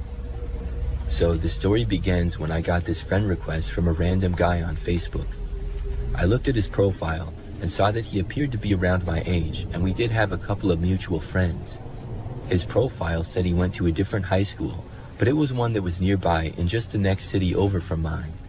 I accepted the friend request because of this, and I was also slightly curious of how the guy knew about me. For the most part, he looked like a pretty typical kid though. Not long after I accepted his friend request, he sent me a message saying hi. I said hi back to him, and we started having a basic conversation. I don't recall everything said, but the conversation continued into the next day. I remember that's when he asked me if I wanted to hang out with him. Now, I had only just met him, and we went to different schools. He seemed nice to that point from talking, and I almost said yes, but then I ended up saying no at that point because I just didn't know him well enough yet. He said maybe some other time, and I said yes to that, but not making any official plans. For the rest of that day and into the next, we continued to talk on and off. Well, the next day, later on, after I got home from school, he told me that he was going to come to my house and pick me up. Once more, I did not feel comfortable to hang out with the guy yet. I told him that I would not be able to, but he didn't respond to me for a while. About 20 minutes later or so, he told me to come outside, saying that he was there. I got a bad feeling about it, and also realized now that this guy must be at least 16 years old if he was driving around. I walked over to the front of the house and saw that there was a car parked out on the side of the street. It was a red 4-door sedan that was kind of old looking. However, the windows were rather tinted and I could not see inside. I was really surprised that he had driven all the way to my house. At first, I felt kind of bad for him to drive all that way and not hang out with him. We had been talking for a few days and most likely he wouldn't be a bad guy. So I almost walked outside and got into his car. But my parents were also home, and I would have to tell them where I was going, and I didn't think they would want me to go with this guy. After thinking about it for a minute or two, I decided not to go. When I said maybe we'd hang out another time, I didn't mean just drive to my house. He texted me on Facebook a couple more times, urging me to go outside already. I told him that I had some other place to go though, which wasn't true, but I didn't know what else to say. Eventually, he said okay, and he drove off. After he left though, I got the realization that I never told him my address. It sort of creeped me out that he knew where I lived. I didn't know how he would know this. We did have mutual friends on Facebook, so possibly he knew one of my friends and asked them. Either way, I was much less comfortable even talking with this guy anymore. However, despite that very same night, he continued to send me messages. I remember that this was several hours later, probably 9 or 10 at night. He asked me where I was and what I was doing. I told him that I was just in my room doing homework, which I was. After that, he did not respond right away. I don't remember what assignment I was doing, but I was pretty focused on it. I sat at my desk in the corner of my bedroom. About 20 minutes later though, I heard this car driving down the street slowly outside. My bedroom was at the front end of the house, and I could see out to the street. We also lived in a pretty quiet neighborhood, and at this hour, it was rare for somebody to drive past. So hearing a car driving slowly just got my attention for some reason. I remember lifting up the blinds and glancing out the window. When I did, I saw this car moving very slowly and sort of pulling over to the side of the street, across from our house and a little ways down. That's when I realized this was the same red car with the tinted windows. I looked back to Facebook, but there were still no new messages. He hadn't told me that he was coming over again, and he didn't tell me to come outside either. I was expecting him to tell me again that he was there and to go with him like before, but he didn't. As the car continued to just sit there outside on the side of the street running, I kept an eye on it. After several more minutes, the driver's door opened. I saw a man get out, but it wasn't some 16-year-old kid. It was a grown man, probably like 40. He got out and started walking in the direction of our house. At this point, I quickly got up and ran out of my bedroom. I went towards the living room, and luckily my parents were both still up and in the living room. I didn't have time to tell them the whole story, but I alerted them of the guy walking. My dad got up and went over to the door. I looked through the front window, and by now the man was walking on the side of the street towards our house. My dad went over to the front door and opened it. When he did, the man kept walking farther away down the street in the opposite direction of his car. My dad actually went outside and followed the guy, calling for him to stop. But at that point, the guy took off running. My dad did not run after him and came back inside. That's when I told my parents the whole story of how I thought I was talking to a kid my age, and also how he just showed up without me giving him my address. My parents called the police at that point, and my dad went and stood outside in the front door, seeing if the guy would head back for his car because it was still there. When the police arrived, the man was still nowhere in sight. They spoke with us, and then went out and looked for the man. He had to show up eventually because of his car, and when he did, the police got him. After that, I learned a valuable lesson about Facebook and social media. I was much more careful with who I talked to online for the rest of my high school career.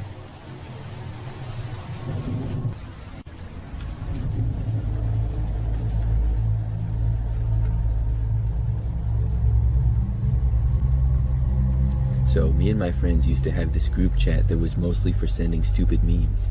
Occasionally, we'd talk about hanging out, but it was always the same thing. People would say, yeah, for sure, and then never actually hang out. The group was me, Emily, David, and Ryan.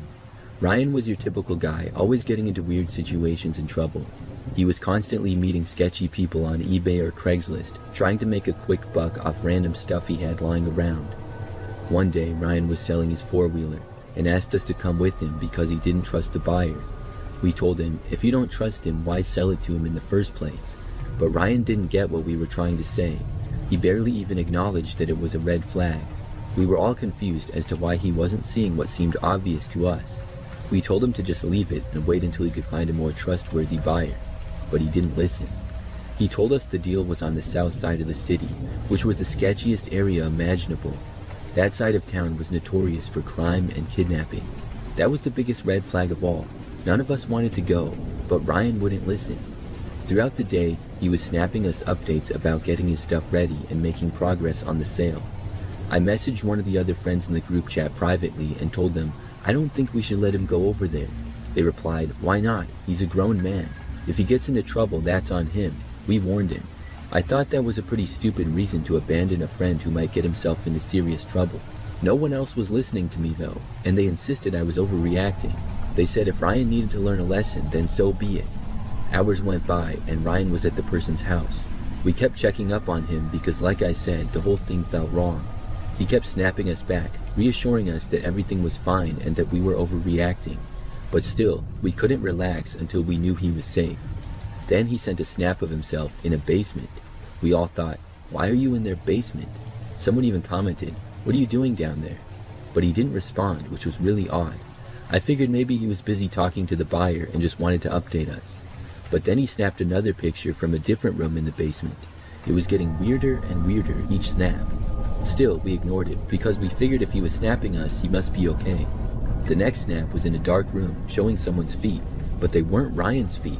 That's when we realized someone else had taken Ryan's phone and had been snapping us the whole time, pretending everything was fine. We started panicking. We tried to check his location, but the person who had his phone turned it off. We knew something was seriously wrong and that we needed to act fast, but we didn't know what to do. We tried calling his phone, but it went straight to voicemail. We thought about contacting his family, but none of us knew them. We were stuck. Someone suggested driving to the area to try to find his car, but we knew that could take hours and maybe even days, and it wasn't a guaranteed plan because we didn't even know the location. The next snap came in and I nearly lost it. It was a photo of fresh blood on the floor, wet, bright red, and horrifying. We all froze. That's when we realized we weren't just overreacting. Something terrible had happened. We immediately FaceTimed each other and tried calling the police from someone else's phone. But without any concrete evidence or location, we couldn't do much. We were completely out of luck. We all went to bed that night, frantic and unable to sleep. Days and weeks passed, and we didn't hear a thing from Ryan. Then, about 6 months later, we saw his face on the news. He'd been reported missing. I thought to myself, if we had just gone with him or stopped him, maybe we could have done something. After months of searching, the police gave up. Then, out of nowhere, someone found Ryan walking down the highway in nothing but his underwear and shoes. He looked starved, barely alive. When we finally got the full story in the group chat, we couldn't believe what had happened. To be honest, I can't even talk about it. It's too gruesome and traumatizing. I'm just glad that Ryan is alive.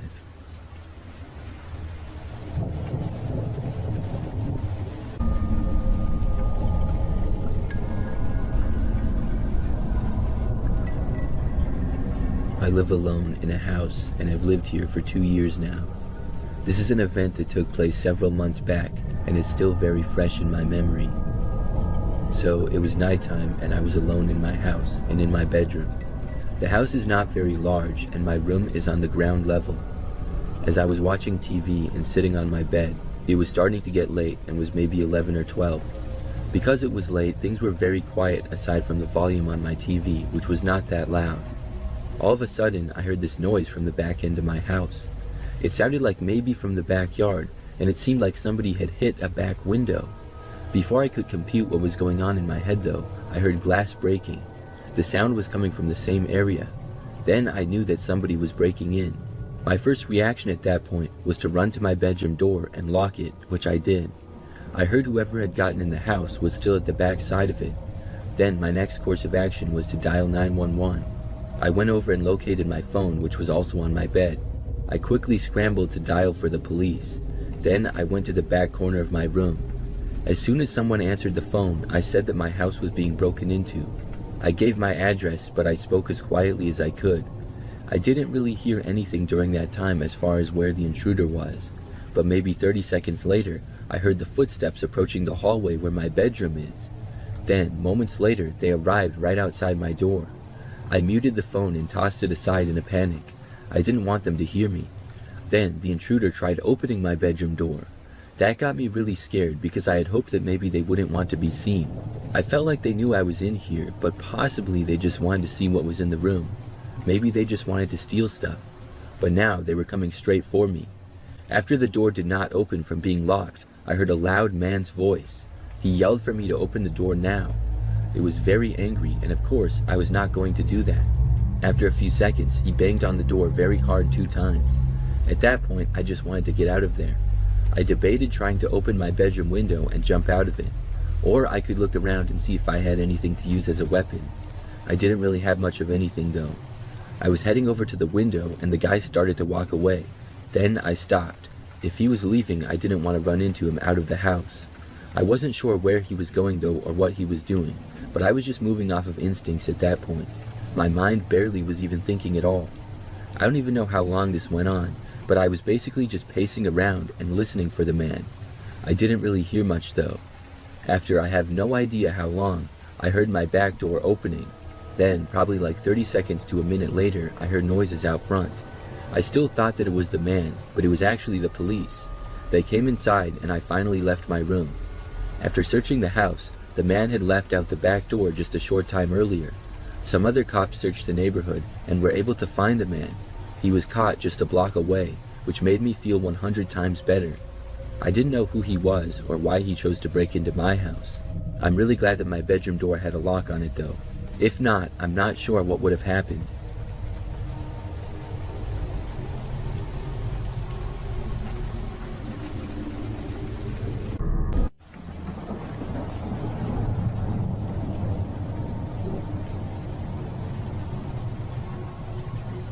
This is something that happened several years ago. It was sometime in the fall, and one Friday afternoon, I went to a pumpkin patch with my girlfriend. This was our first trip to a pumpkin patch that year, and my girlfriend wanted to get pumpkins that we could carve. The place that we were going to also had some other things, like a walking trail, a souvenir shop, and a corn maze as well. But overall, it was smaller, and it wasn't one of those places that 1,000 people go to every weekend. This was more of a local farm. When we got there, it was right after the place opened and nobody else was there. We parked in a grass field and it didn't even have any other cars in it. I noticed that there appeared to be one employee there because there was a guy standing near the entrance of the pumpkin patch. I assumed him to be the owner of the farm. Before going there though, we walked down the path and the trail that it had around the farm. That took maybe 20 minutes or so. The path went around the farm and then ended right near the pumpkins. When we got there, I remember that we saw the guy standing there and said hi to him. He said hi as well. The man was about average height, was wearing sunglasses, a hat, and a t-shirt. Then we started walking through the massive field of pumpkins. I thought that it was a little bit strange that we were still the only people there, but it didn't really seem that crazy. There were a lot of pumpkins to choose from, so we wanted to get ones that were near perfect, and we took our time looking through them. I remember after walking down to one end, I noticed that the guy that worked there was kind of walking towards us. I didn't know why, but when he got like 50 feet away, he just kind of stopped and looked at the pumpkins. I looked over at him and then back to looking for a pumpkin. We went to basically all parts of the giant field. So when we were on another end a little while later, I remember seeing the guy kind of walking towards us yet again. But he didn't approach us that time either. He just stopped a ways away. I wasn't sure if he was watching us or what. Either way, it seemed kind of weird. A while later, we found one pumpkin for my girlfriend, and I was still looking for one for myself. I remember noticing that the man was just flat out staring in our direction. He was standing like right in the middle of the patch, just looking at us. The guy was beginning to give us the creeps a little bit, so we decided to wrap things up as quick as possible and get out of there. Within the next couple of minutes, I found the perfect pumpkin and we went up to buy them. By now, the man had gone back to his place at the little table that was near the entrance. When we reached him with our pumpkins, I put them on the table and I said hi to the man. He finally spoke again, saying hi in a quiet and sort of unfriendly way. I started to reach for my wallet, but the man then said that we could just have the pumpkins. I was shocked. I asked why, and he said that it was no problem and we could just have them for free. Well, I wasn't going to question it anymore, but it sure seemed odd. My girlfriend and I just said thanks to the guy, and then we left. We walked out to the car and then got inside. I remember that I was driving off and I noticed that the guy was just staring at us. He was sure an interesting character, to say the least. The whole farm seemed pretty strange that day. Well, the very next day after that, my girlfriend showed me something on her phone. It was a news story on some website. It said that a pumpkin farm, the same one that we had been to, had been the scene of a crime. The owner of the farm had been beaten by a man and locked in a shed. The man who did it had been on the run, but the farmer was able to get out of the shed and call police eventually, and they located the man within 12 hours on the other side of town. When I saw a picture of the man that was caught, it was the same guy who had been working at the farm. So we had talked to the criminal and not even the actual farmer. I really couldn't believe it. That explained why everything was so odd. Obviously, we had no idea that any of that was going on. Looking back, I don't know what else might have happened, but I'm glad that we got out of there when we did.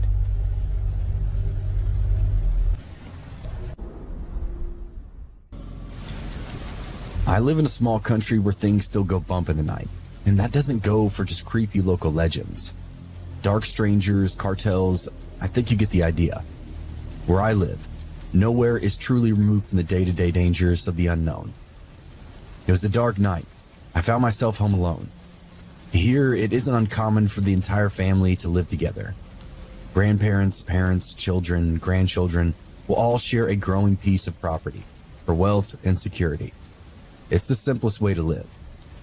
But as you can imagine, being home alone is a rarity. With so many people under one roof, it's almost impossible to time anything just right to ever be actually alone. So I did what I always do. I hooked up the surround sound throughout the living room and turned out all the lights. I bundled up on the couch with my favorite snack and watched whatever I desired on the big family television. Despite the ever-present danger I mentioned earlier, I remember the evening being quite relaxing. Rain and a breeze moved in along the coast and created a pitter-patter against the roof. As the night went on, I thought I heard someone at the front door. As I moved to investigate, the sound and movement stopped. But being a stormy night, and that I had the sound up so loud, I truly in my heart believed I'd simply heard something that wasn't there. I turned back to the movie and did my best to relax. That's when the back door began to rattle. I adjust myself on the sofa to get a better look. When someone starts to knock, a frantic, heavy banging against the hard wood. I froze in place. Whatever I dismissed as storm sounds, or maybe just the junk blowing around in the backyard, is now undeniable. There's someone trying to come inside the house. Everyone who lives there naturally has a key. Whoever is outside the door clearly does not. At the time, I'm an 18-year-old man. I'm running through the logical scenarios in my head. Whoever this is, they tried to open up the front door, then slip around the side of the house and is now trying to force the back door open. This isn't cartel or a monster. Anything with real bloodlust would have forced the front door open. I reason that it's a common thief, probably someone very nervous and trying to remain unseen. Being 18, I decided to take them head on and show the world this asshole picked the wrong house. I moved from the couch to the kitchen, grabbed the biggest cleaver I can find. 10 inches of dingy, ugly steel. Still, the door handle is twisting back and forth. Go time. I have no idea what's going to happen, but I'm down for whatever. There's nothing like the mentality of a teenager. You don't know who you're messing with, I shouted through the door. The stranger on the other side stopped shaking the handle for a moment. I know you're out there. You have 3 seconds to get the out of here, or I'll cut you up. They didn't care. The knocking started again, even harder than before. My confidence quickly faded. I took a deep breath and readied myself. In my head, this was do or die. Hoisting the cleaver over my head, I unfastened the bolt and threw open the door before me. It wasn't a burglar or a gangster of any kind. It was my sweet little grandma. She stood there soaking wet with an expression of agitation, but also unmistakable terror. "What are you doing?" she shouted at me. Me? What are you doing at the back door? I asked. I thought you were an intruder. No. She laughed as she stepped inside the house. I went and paused the television while she shed her coats by the door. She explained that she'd gotten home during the storm, tried knocking for a while. That was the noise I heard at the front door. I guess she knocked for quite a while because she finally gave up and decided to try the back door. The front entrance has a little cover, so she figured that even if it were locked, at least she would be out of the rain. That's when I started to hear the commotion and decided to go to war with whatever was outside. Glad I didn't though, because I seriously almost killed my grandma.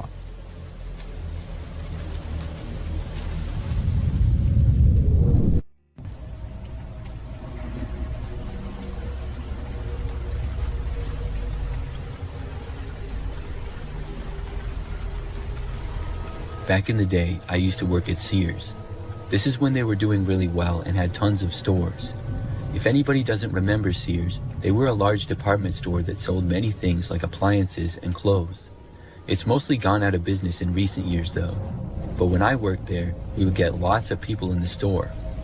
Well, one time I was working a long day in December. With it being around Christmas time, there were lots of people shopping for gifts and stuff. It was also a weekend, so that added to it. I worked basically all day and I saw countless people. When I was finally off of work, I was happy to go home and was tired.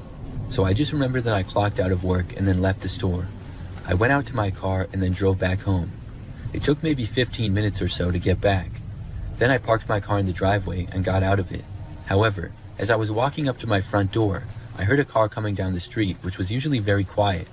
I noticed it but didn't really think that much of it at all, and I kept going. However, as I was opening my door to go inside, I happened to hear the car slowing down. I looked over to see that the car was starting to pull over to the side of the street in front of my house. So I stopped and I kept watching it because I wanted to see what this car was doing. I did not recognize the car as a neighbor or anybody that I knew. The car pulled over and came to a stop just in front of my mailbox. Then the driver's window rolled down a little and I saw somebody open up my mailbox and then put something inside of it. I couldn't really tell who the person was from where I was. I think it was a man, but I'm not 100% sure. Anyways, I didn't really know what this person was doing or what they had put in my mailbox. After that, they rolled their window back up and then they drove away. I went back outside and after seeing that the car was out of my sight, I walked down to my mailbox. I opened it and I looked inside to see an unmarked envelope. I brought it inside. When I opened up the envelope, there were several Polaroid pictures in it. They were all pictures of me. The first were me working at Sears earlier that day when I was at the registers working as a cashier. I had not known that any of these photos were taken. They were taken at a distance too, so it was not obvious to me and I never noticed it. There was then a photo of me walking in the store, I think when I went on my break. And the last photo was of me walking out to my car in the parking lot after work. This was clearly taken from inside of a car that was also in the parking lot. I hadn't noticed any of them. Of course, I was very freaked out by this. I didn't know what to do about it or anything. I didn't go to the police or report it, but I did tell my friends as well as coworkers. They were all just as confused as I was. The rest of my time working at Sears, I didn't notice anything else like that, and I never saw that car at my house again. I'm not sure where the pictures are. I think I still have them somewhere, but I couldn't find them. It's been so long. But I'd still like to know why that person did that. Was it just an elaborate prank? Why would they choose me though? And they must have followed me home without me noticing. It's all very strange. When I moved into my first ever house after living in apartments for many years, I was excited to have my own house with a small yard as well. The house was not the nicest one ever, but it was decent. The neighborhood was pretty typical. There were a bunch of houses on both sides of a quiet street with fairly small yards. After moving in, I was working on unpacking everything one day and I got a knock at the front door. I went over and saw a woman standing on my front step. I answered the door to her, and she said that she saw that I had just moved in. She had a box of cookies and gave them to me as a welcome gift. I thought that it was really nice of her, and I told her thanks. We talked for a short time, and she told me that she was my neighbor and lived down the street. Then she left, and I went back inside. I remember that a few days later, she showed up at my house again. This time, the woman asked me if she could borrow a screwdriver and said that she didn't have one. I did, so I went and got it and gave it to her. We chatted for a very short time about basic stuff, and then she left. I remember when she was walking away though, I was expecting her to live maybe next door or right across the street, but I saw her turn and walk down the street and then go so far down that she went out of my sight. I didn't even see what house she went in. I still assumed her to live on the street, but I was kind of surprised that she didn't live closer. So the next day she brought the screwdriver back. When she did, I asked her where she lived exactly. She just told me that she lived down the street, not too far. I remember asking which house, and she just kind of pointed and said you couldn't quite see it from here. So a short time later, she left again. I watched her walk away, and I even walked a little farther out to see where she was going. Well, she literally walked to the very end of the street and then left the block going to another street and went out of my sight. I was very confused. Why did she keep coming to my house? And how would she even know that I moved in if she didn't even live on my street? So I remember that one of the days after that, I was mowing my lawn. It was a weekend, so my next door neighbor happened to be mowing his lawn as well. We both finished at around the same time and met each other. We got to talking a little bit, and he said that he had been living in the neighborhood for over 20 years. I mentioned the lady to him and I asked him who exactly she was, and after I described her in the best detail that I could to the guy, he said he had no idea who I was talking about. He thought that the situation seemed strange. So for a few days after that, I didn't see the woman or anything. But then, one day, I had work in the city. I worked in a pretty typical office building downtown. So the really weird part is that after work, I was walking down the street to get to my car.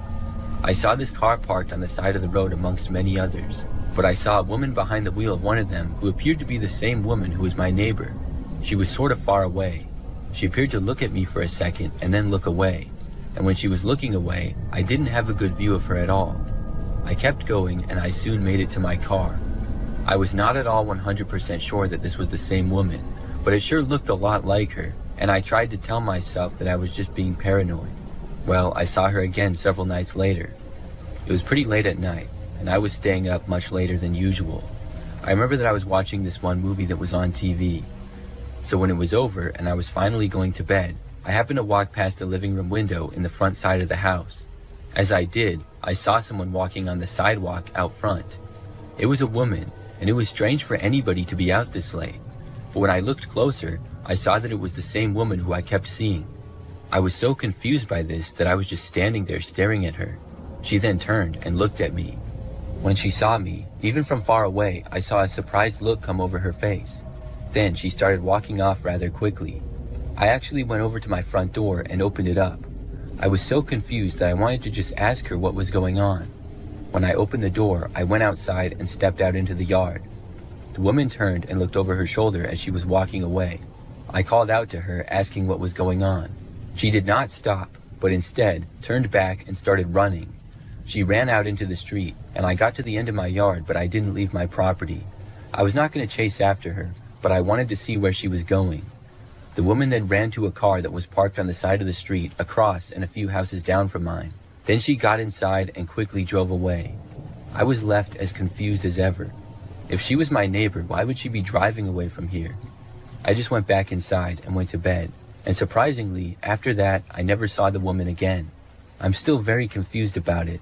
I'm not sure who she is or what she wanted.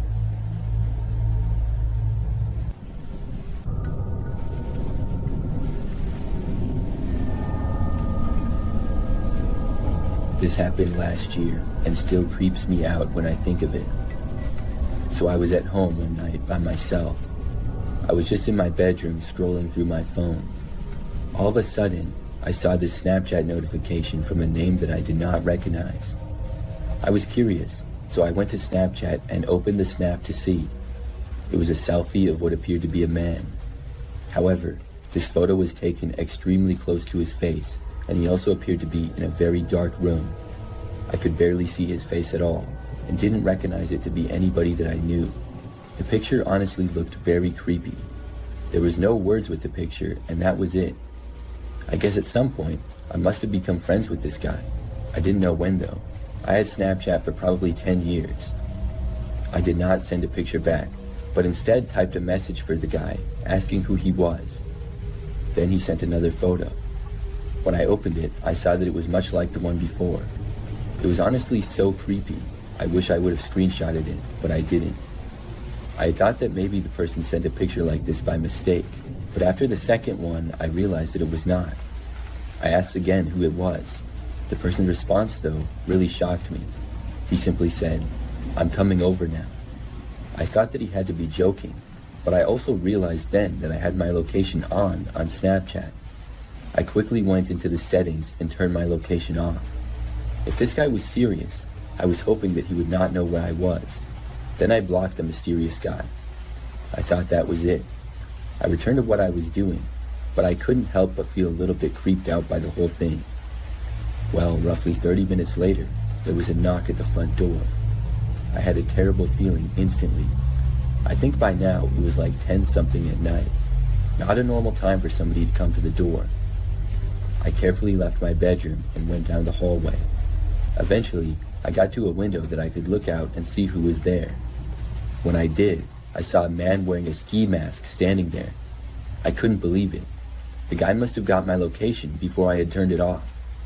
I watched him knock on the door again. Then he started to look around. When he did, I quickly moved back and away from the window.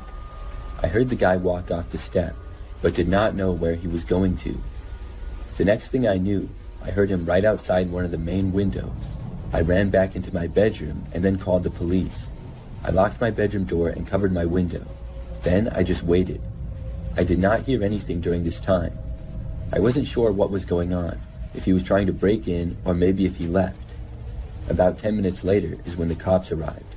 They came to the front door and I told them about what happened. They offered to look around, and I almost said that they didn't have to, but I ended up saying sure. Then they looked around my backyard and surprisingly found a man hiding in some bushes. When they located him, they asked him to come out. He ignored them and then tried to run. However, the police caught up with him before he left the yard. It was the same guy who had been Snapchatting me. I'm not sure what his plans were. I'm just glad that he was caught.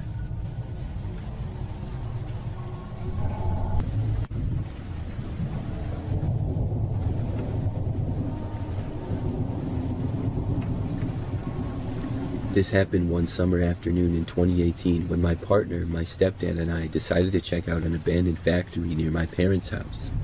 We were just picking up my partner when we passed by it, and without thinking much about it, we started talking about exploring the place. My stepdad, who tends to act on impulse like us, pulled over right by the building and we decided to go for it. It didn't take long to find a way inside. The factory was falling apart with broken windows, walls crumbling down, and most of the roof was missing. The only real obstacle was a doorway that had some debris in front of it. We cleared that away, and as soon as we stepped through the door, something felt off.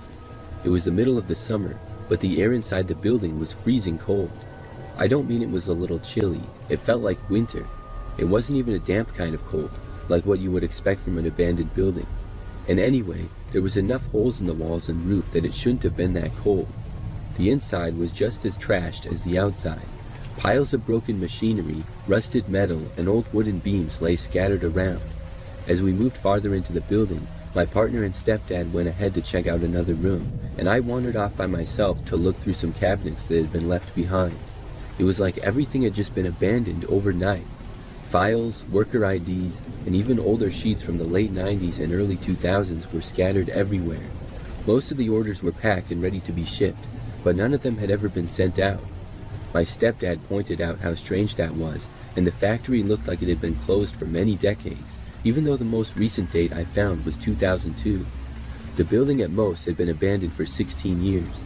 I have no expertise in something such as how quickly buildings decay, but the whole place seemed very run down for only 16 years. As we were talking about how weird the place was, I started feeling something else. It wasn't just the cold or the dust or the abandoned vibe. I was getting a feeling of danger, like something was watching us, or maybe waiting for us to leave. I can't describe it any better than that. It was like my fight or flight response kicked in, but I didn't know why. I told my partner and stepdad, and they agreed that we should head out. It was odd, and we hadn't heard anything or seen anything strange, but we all felt it. We made our way back to the car, and just as we were pulling away from the building, my partner and I both noticed something. In the doorway we had just come through, standing there, was a figure. It was hard to make out clearly. It kind of looked human, but not exactly. Something about it didn't sit right. It was like a person, but not. The figure didn't move as it just stood there staring at us. My stepdad didn't seem to notice since he was too busy driving. My partner and I looked at each other at the same time and asked if we had seen that thing in the door, so it was definitely not our imagination. We never went back to the factory. I can't shake the feeling whenever I drive past the building to my partner's house. I drive past the abandoned factory so often, and I wish I had never gone inside, because I think about it every time I drive by.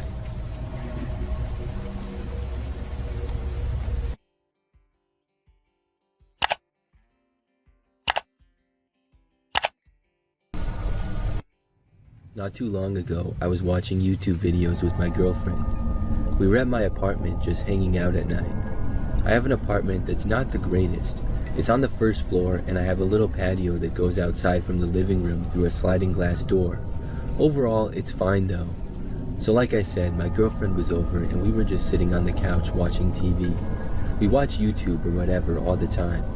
It was probably like 9 p.m. or so. Suddenly, the screen went black for a moment, and then we were seeing some random phone screen. We were both very confused at first, but soon realized that someone must have connected their phone to my TV by mistake. There's a lot of apartment units close by, so you can connect to other people's devices if you really want to. We were seeing the phone screen of whoever this was going through their apps. I figured they would disconnect after realizing they were connected to my TV and not their own, and I expected the screen to return to what we were doing. In the meantime though, I was kind of interested to see what this person was doing, so I didn't bother to get up and turn off the TV or anything. The person then went into the Photos app on their phone. Then they started scrolling through them one at a time. It didn't take me long to see myself among these photos. There were pictures taken straight from my social media pages, such as Facebook and Instagram, just screenshots of them. And then there were pictures of my girlfriend as well. All kinds of pictures of both of us, from both my Facebook and her Facebook as well. And the more this went on, the more confused and creeped out we were.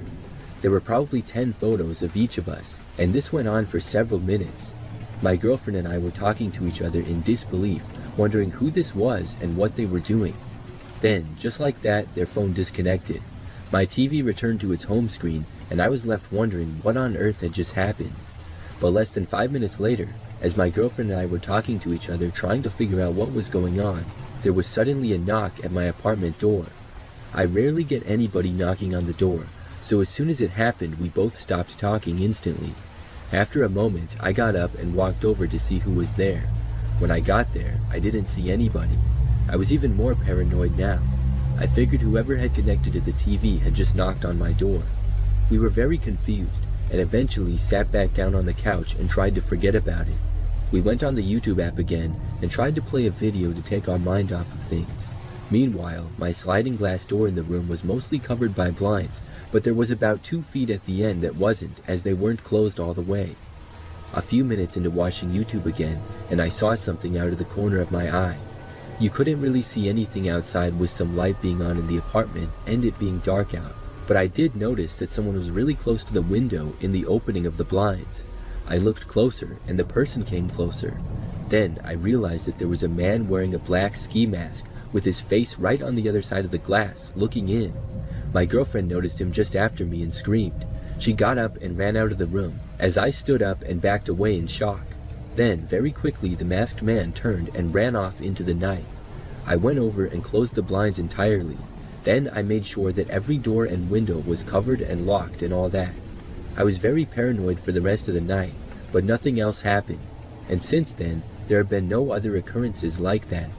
It could have just been an elaborate prank, but that was a little bit far to be taking things in my mind. And I also have no idea who would do that kind of a prank to us. My girlfriend and I still get a little bit worried that something like that might happen again when we're at my place at night. And we also have no clue who it was that could have done it. I'm just hoping that they don't return.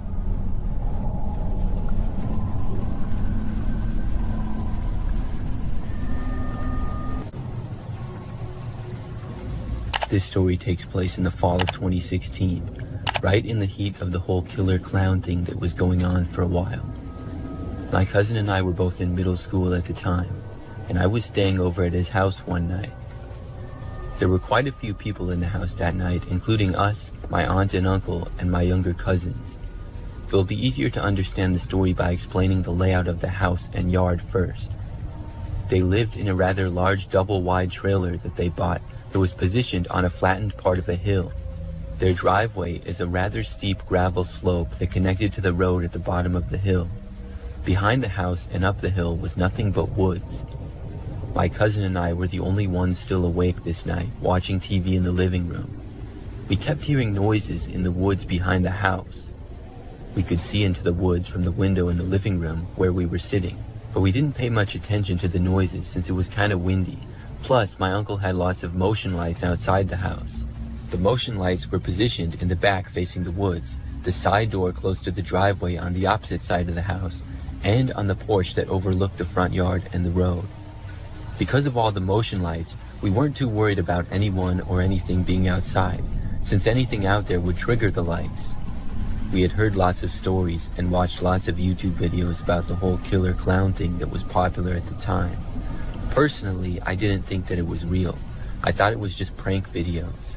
Also, we live in a small town in northeast Tennessee where everyone owned some sort of firearm, including my uncle. We were never afraid of anyone dressing up as a clown and trying anything. The only lights on in the house were the TV and the dim light up above the kitchen sink that was only a few feet behind the couch.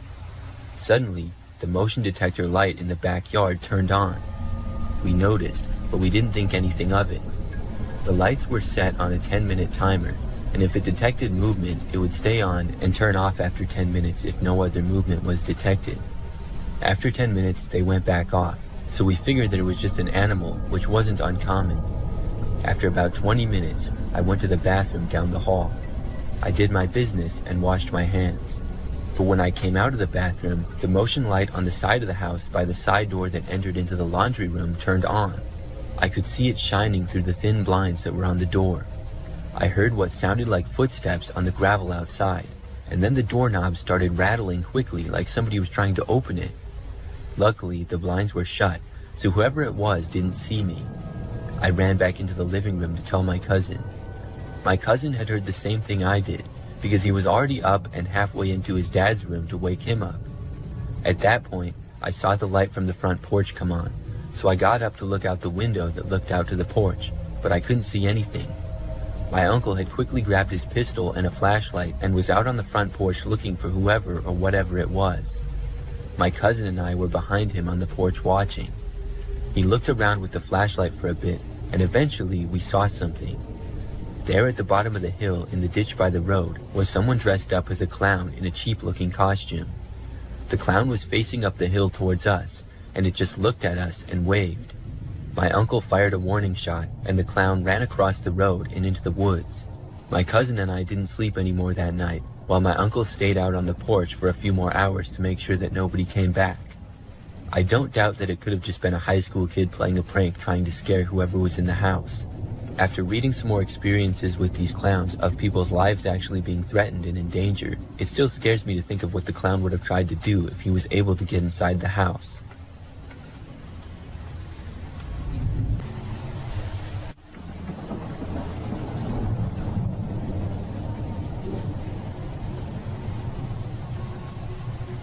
When I was a freshman in college, I lived in the dorms and I got a random roommate. I thought that it would work out fine because I get along well with most people and make friends pretty easily. I figured that my roommate would probably get along with me as well, even if we didn't like the same things. Obviously, I hoped that he would have similar interests and maybe we could become good friends because I didn't really know anybody else at the university that I was going to at the time. Well, when I moved into the dorms, my roommate was not there. His name was Ryan, and his stuff was there, but I wasn't quite sure where he was. After my parents had helped me finish moving in all my stuff and left, Ryan was still nowhere in sight. In fact, he did not show up until the next day. It was when I got back from my first class and had a little bit of time left before my next one. When I entered the room, Ryan was just there, sitting at his desk and apparently doing homework. Ryan was about average height and weight, had glasses, and short blondish colored hair. Right away, he did not seem very friendly. When I entered the room, he turned and looked at me, but did not say hi or anything. Just as fast as he looked at me, he turned his head back to his desk. I said hi and walked over to him and stuck my hand out for a handshake. I remember he sort of hesitated, but did shake my hand. I had a brief conversation with him, asking him about himself. He was not a freshman like me, but a sophomore at the school, and he was from a small town several hours away. That was really all that I gathered. Soon, I went to my next class. After that, things only got more and more strange. Ryan was not often in his room, but when he was, I would sometimes try talking to him. He would usually give me very short answers and never ask me anything about myself. I thought maybe he was just shy or uncomfortable around other people, but at one point, he told me in a very stern way to stop talking to him and to not talk to him anymore. It was pretty rude, and I no longer felt like he was just a shy kid, but a kind of rude one. Still, I didn't want it to be a terrible semester, so I chose not to argue or anything. I decided to just let him be on his side of the room, and I would do my thing on my side. As the weeks went on, Ryan would be gone for sometimes days at a time. I would wake up and he would just be gone. Then when it would be nighttime, he still wouldn't be there, and I wouldn't see him for several days. Then, typically, he'd just walk into the room like nothing happened, or I'd come back and he'd already be there. I never bothered to ask him where he was though, knowing that he didn't want me talking to him. I remember at one point, on one of the days that he was at the dorm, he left sometime in the evening. Hours later, at probably like 11 o'clock at night or so, I remember I heard talking in the hallway. It got louder, and I realized that two guys were arguing. I recognized Ryan's voice to be one of them. He loudly told the guy to shut up, and a few seconds later, he walked into the room. I found out the next day that it was another guy who lived on our floor who he yelled at. Apparently, all the guy said to him was, "Hey, how's it going?" when they passed each other in the hallway. Ryan snapped at him immediately, telling him not to talk to him, which made the other guy angry. They argued briefly before Ryan walked away. I found this out because the other guy came up to me and told me that my roommate was really strange. That's when we had the conversation, and I was kind of creeped out by Ryan's erratic behavior. As the next few weeks went on, I was hoping to be able to get a new roommate when the next semester rolled around. In the meantime, I just ignored Ryan and he did the same to me. It really wasn't that bad because he was typically gone, so it was mostly like I had my own dorm to myself. You just never knew when Ryan would be back or how long he would be there. So one day, I remember that I got up and went to class. Ryan had been gone for the whole night and was still gone when I got up and left. I was away for several hours attending my classes. When I returned to the dorm room, I went inside to see everything on my side of the room just gone. It was the craziest thing that I'd ever seen. The bed, desk, and chair that came with the room were still there, but literally everything that I had was gone. My books, my blankets and pillows, clothes, snacks, and everything was nowhere in sight. Ryan's side of the room looked exactly the same, and Ryan was not there. I went inside the room and looked around, trying to figure out what happened. I was sure that I locked the door when I left, and I immediately suspected Ryan. I started to look on his side of the room. He really didn't have that much stuff to begin with. He really just had some clothes, a few blankets, and some notebooks. There was no place that he could have put all my things. After realizing that my stuff was definitely not in the room, I walked out into the hallway. I went to the resident assistant and told him what happened. We did a small investigation looking around the building, and soon we got in touch with campus security. Unfortunately, the dorm building was really old and did not have any security cameras inside of it. Luckily, I had made a few friends by that point in the school year. One had a dorm room all to himself, so I stayed in his spare bed for the next couple of nights. An investigation was done, and Ryan was nowhere to be seen. Several days later, though, my things were found. They were located a little ways into a woods just off campus. He had tossed all my stuff there. Ryan, meanwhile, did not show up for the entire rest of the semester. I was given a new dorm room all to myself by the school, and they also gave me a gift card to buy some new stuff, so that was nice. But as far as I'm aware, Ryan never showed up to campus again. I have no idea where he went. He was a very strange guy, but I'm glad that I didn't have to live with him any longer. The next night, a few hours after I had gotten home from work, there was a knock on the front door. I walked over to the front of my house and looked out the window to see what looked like Elliot standing there. I couldn't believe that he was actually at my house. I never would have guessed that he would have done that. When I saw this, I jumped back and walked away from the door. He knocked again. There was no way that I was answering the door. This guy had to be insane. I heard him yell that he knew I was home from the other side of the door. I'm not sure how he knew that. Maybe he heard me walking when I went by the door. I didn't think that he saw me when I looked out of the window. Still, I wasn't going to answer it. Instead, I called the police. I told them that a man who I had met on Facebook showed up at my house unannounced and uninvited and would not leave. I was told that somebody would be there shortly, and the police got there much faster than I expected. Elliot basically stayed on my front step. He didn't try to force entry, but he sure wasn't leaving. When the police got there, they talked to him, and then they talked to me as well. Eventually, they got Elliot to leave and told him that if he came back, he would be arrested. He agreed not to come back, and luckily, he kept his word. I haven't seen him or been contacted by him since then. I still can't believe that he did that, though.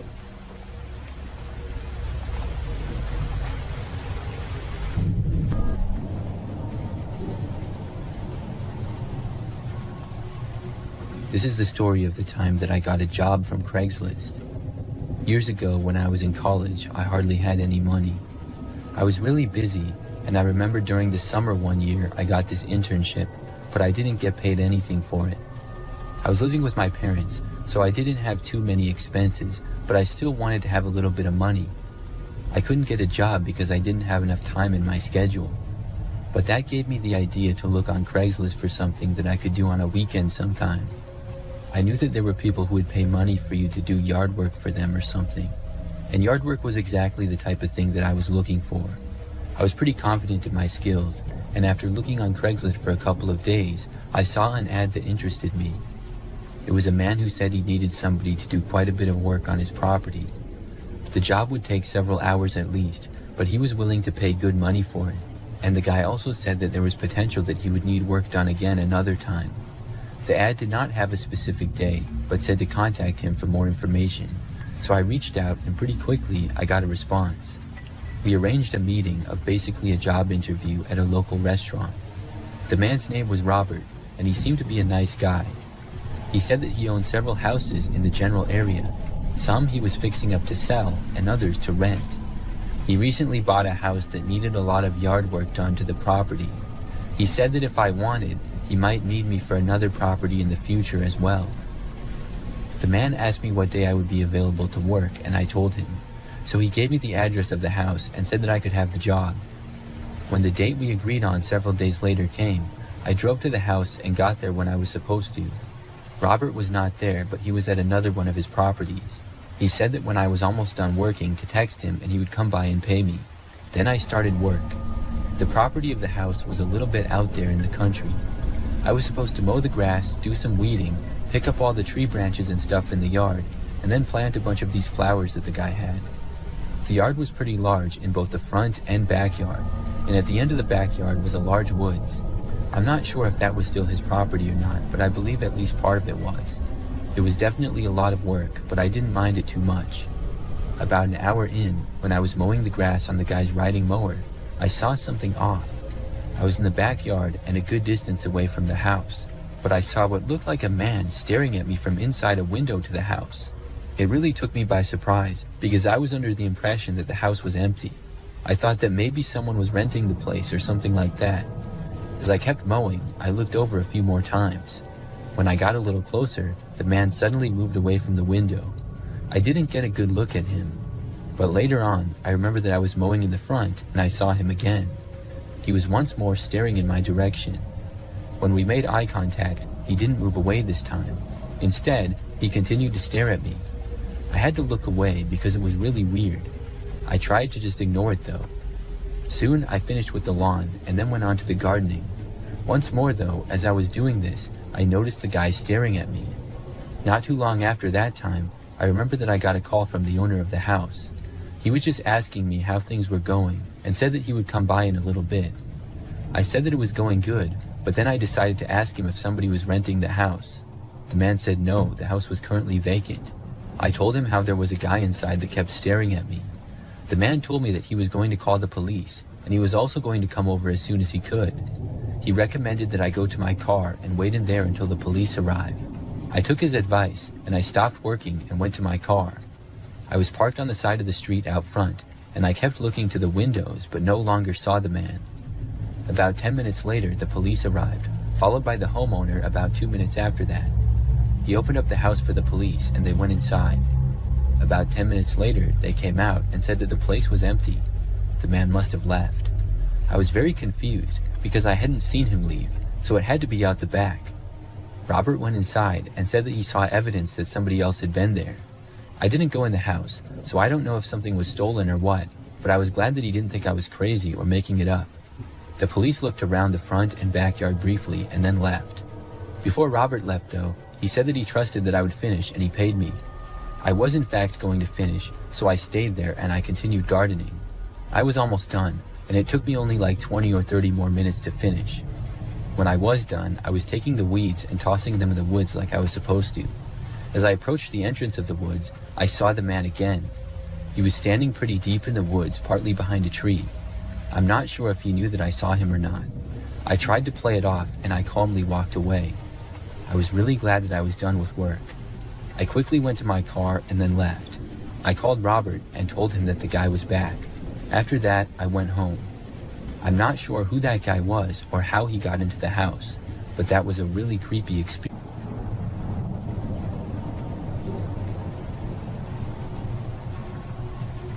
I have a horror story from Snapchat that happened just last year. I use Snapchat quite a bit and communicate with friends on there a lot. I post stories pretty frequently as well. I've had Snapchat for almost 10 years and over time have accumulated lots of friends on the app. When I post a story, sometimes friends will reply to them and say whatever. Now, starting last year, every time I posted a story, this one guy would seem to reply to it. I didn't really know who he was, but his name on Snapchat was Dave. I don't have any idea when exactly he added me or anything, but he would say things that were sort of creepy. Like one, for example, that stood out was when I posted a picture of my new apartment. The picture was just of like the living room and kitchen. He responded saying, "I wish I knew where you lived." It was almost like he was trying to be weird. I never bothered to delete him or anything because I didn't think it was too much of a problem. He never snapped me outside of responding to my stories, but eventually I got tired of it and deleted him. I didn't really think anything of it after doing so. But the next day, a new account added me on Snapchat. I didn't know that it was him making another account. I added him back out of curiosity because I had no idea who it was. Then, he sent me a snap asking why I deleted him. I then realized who it was and then deleted that account. Not too long after that, he tried to add me again with another one, but I did not add him back. He was using different usernames, but I knew that it was still him. The very next day, I got a text on my phone from a number that I did not recognize. It just said, "Hi," and I asked who it was. It took until like the third text for me to realize that it was the same guy. He started cursing me out, calling me terrible things, and was clearly very angry how I kept ignoring him. I blocked the number after he sent me about 20 texts in the span of 2 minutes. However, this couldn't stop him either. As most of you know, there are apps and websites where you can get new phone numbers for free. I've really never used one, but I know that they exist. I'm guessing that's what this guy was doing, because I got another text a while later. It was very clearly still him. I blocked this number too. Then, a while later, there was another new number. This time, though, he left a voicemail. I listened to it, and the man sounded much older than me. He basically called me every name in the book and then threatened me. I blocked his number. This continued for several days. I tried to ignore it as best as I could and just kept blocking his numbers. Soon, though, I decided to get a new phone. I sort of needed one anyways and decided to get a new number as well. I also changed my Snapchat username. After that, I never heard from the guy again. Hopefully it stays that way.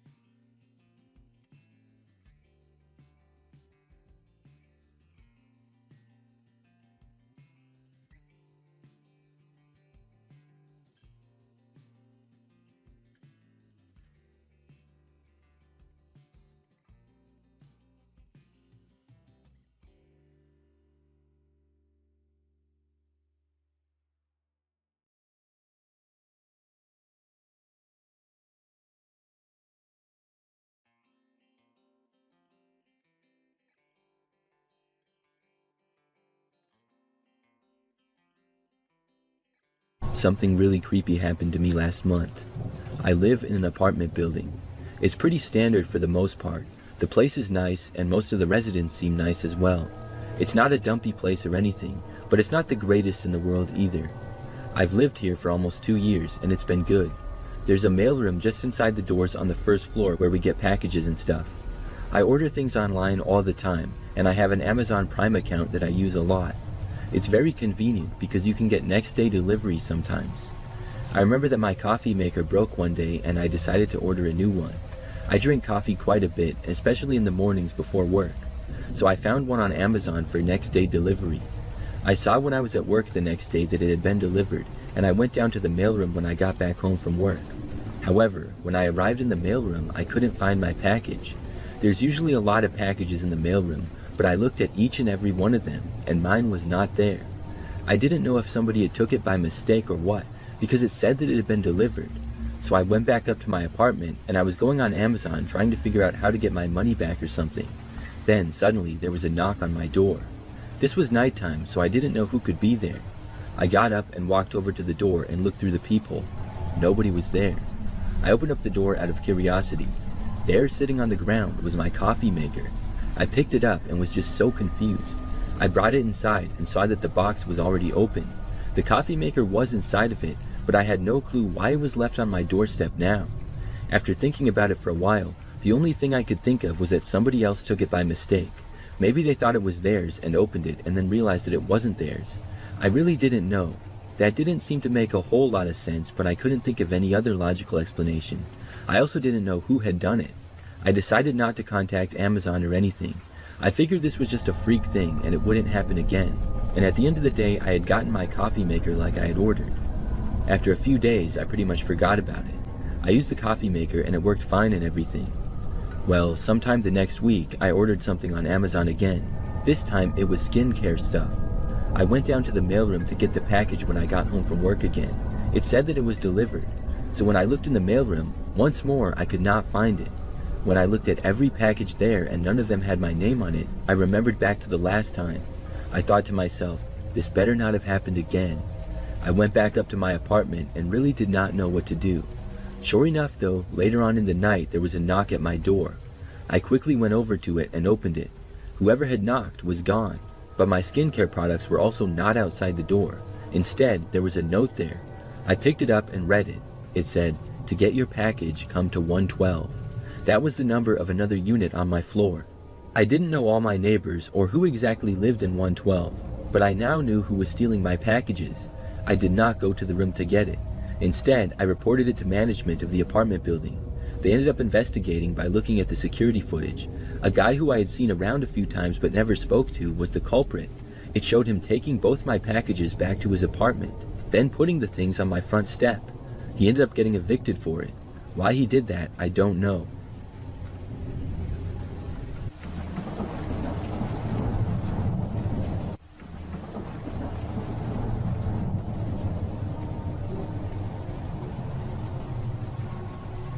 I work at Starbucks, and something happened a few weeks ago that really freaked me out. For a little background, I'm an 18-year-old female and have worked at Starbucks for about 6 months. So I was working until close one day, and I was behind the counter making drinks for most of the time. For much of the shift, I was kept pretty busy. I didn't really notice many of the people that would be sitting around inside. Our location is large enough that there's a good amount of tables and seats. It's fairly popular for people to bring their laptops and work and things like that. At one point, I noticed a few of the people sitting around. One of them was this guy sitting alone at a table on his laptop. He was probably about middle-aged, had dark hair, and was wearing a blue jacket. When I noticed him, he was staring at me. He didn't look away though when I saw him.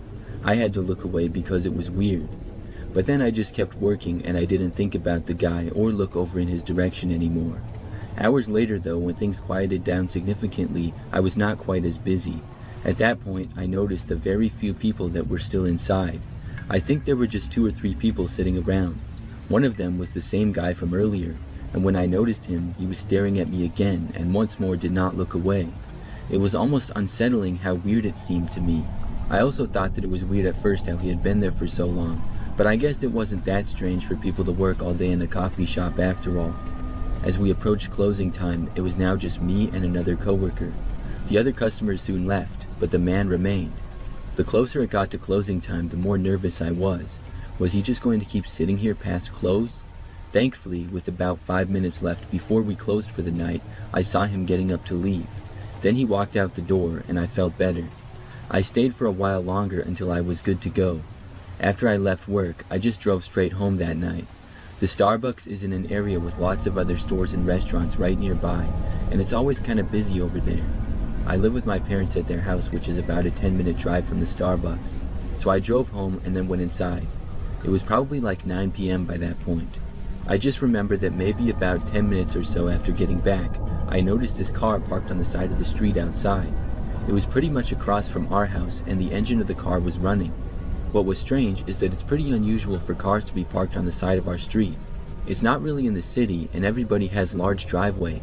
I saw the lights to the car turn off, and I just decided to go over to the window and look at it. When I got closer, I noticed that there was somebody inside the driver's seat. It looked just like the same guy who had been at the Starbucks staring at me. At first, I thought that I was paranoid thinking about the guy, and there was no way that it was really him. But then he looked over at the house. I saw him for like a second, and then I quickly ducked down so that he wouldn't see me. I realized in that moment that it was for sure the same guy.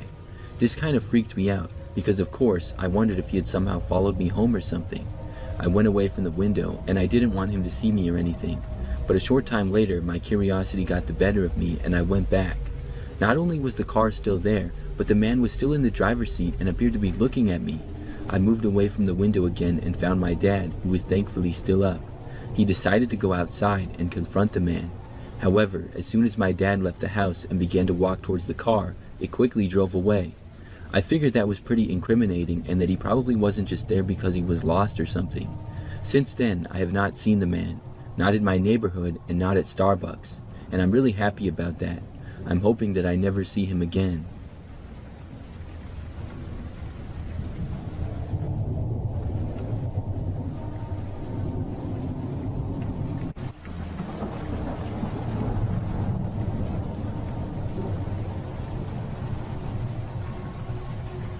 For a short time period, I used to work as a customer service representative during nights. It was a job that I did from home. I would work my normal job during the day and then work the night shift at home taking calls. I had a guest room in my apartment that I worked out of, and it was normally pretty easy. I used my guest room as an office, and from like 8 o'clock at night until midnight, I sat at my desk with my headset and my computer. I was able to take calls, help customers for the business that I worked for, and stay at home. I was working a lot at the time to save up money, and I only did 2 jobs at once for several months. For this job though, I wouldn't be getting calls all the time. I'd get maybe like 10 a night, so there was a lot of downtime where I could just relax mostly, and I got paid the whole time, which was good. So nearing the end of my shift one night, it was shortly after 11 p.m. This was not necessarily a quieter time, but it was just later. I found that there was about the same amount of calls regardless of the time. But on this night, I hadn't happened to get a call in a little while. So then, I got a phone call and answered. Except this was not the normal customer. When I said hello, at first, nobody said anything on the other end of the phone. When I said hello again, this time I heard a man's voice start to speak. He did not sound normal though. It was like he was trying to disguise his voice or something. What he said next really creeped me out. The man told me that he was outside my apartment. I said, "Come again?" The man then said that he was right outside and claimed that he could see me. I asked if this was a prank, and he started laughing this creepy laugh. I didn't recognize the voice as anybody that I would know. I asked again why he called. The guy said that he just wanted to let me know that he was right outside my place and that I should go look. I didn't believe him at all. I said, "No, you're not." Then I hung up on him because I was not willing to play games with some prank caller. But then, moments later, there was a knock on my apartment door. Instantly, I was extremely nervous. I had truly thought that it was just a prank call, but now it didn't seem like it. I stayed where I was in my office. Then there was another knock on the door. I decided to get up and go and see who was there. I walked over to my front door, but by the time I got there, I looked out at the people and whoever had been there was gone. Then I got another call. When I answered it, it was the same person right away. He gave me another creepy laugh and asked why I didn't answer the door. I asked who it was in a nervous voice, and then he hung up on me. I was so creeped out, fearing that I was being stalked or something, and I called the police. I told them what happened, and they said they would send an officer to my location. As I was waiting for them to arrive, I got another phone call. When I answered it, it was the same person, but just laughter. It was really creepy. Then they hung up again. When the police officer arrived at my apartment, I told him what happened, and he looked all around the building. Unfortunately, he never located who did it. After that, for the rest of my time working that job, nothing else like that happened. I still don't know who did that to me or why.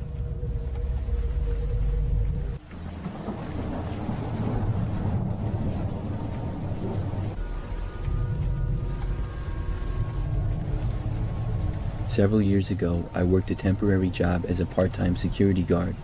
It was a job that I was not really qualified for, but I guess there wasn't really any requirements. There was this building in the sort of downtown area of the city that I lived in. The building was a mix of some offices and some other businesses.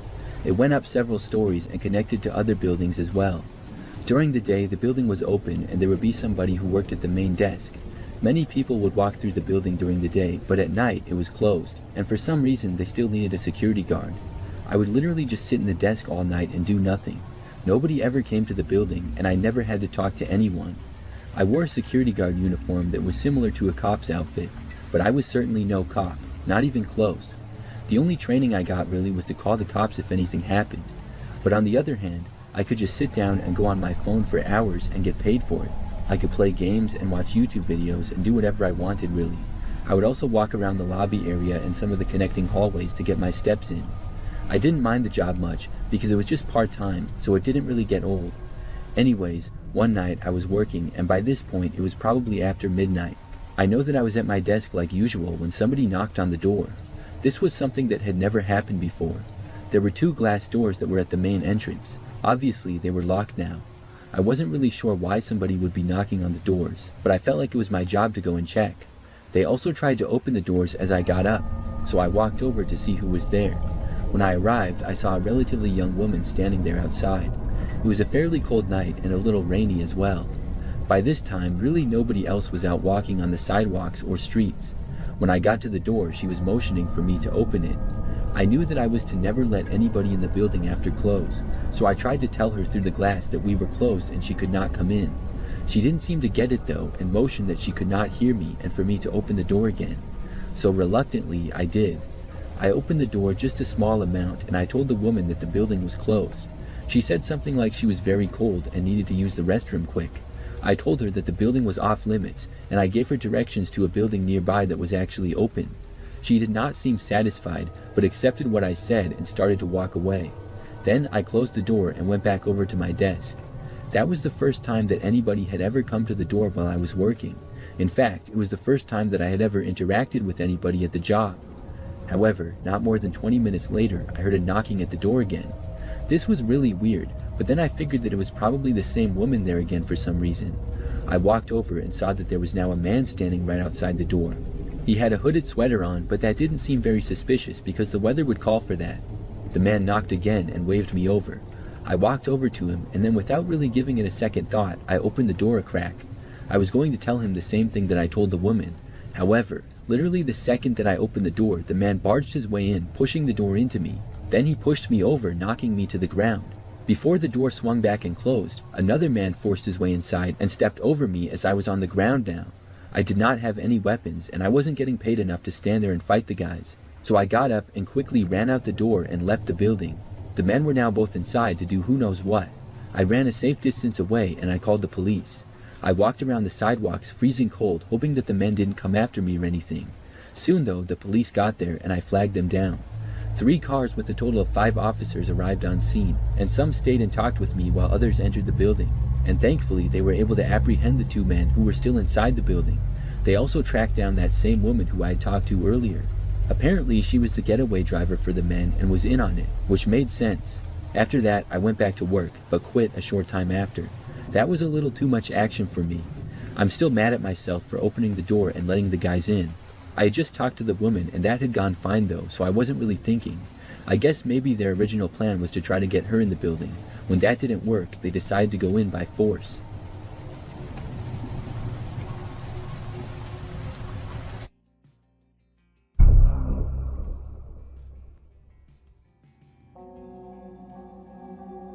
Between 8th to 10th grade, I was deeply involved in a small Minecraft building server.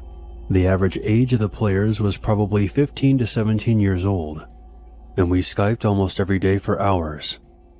We quickly grew close and would follow each other on other social media platforms.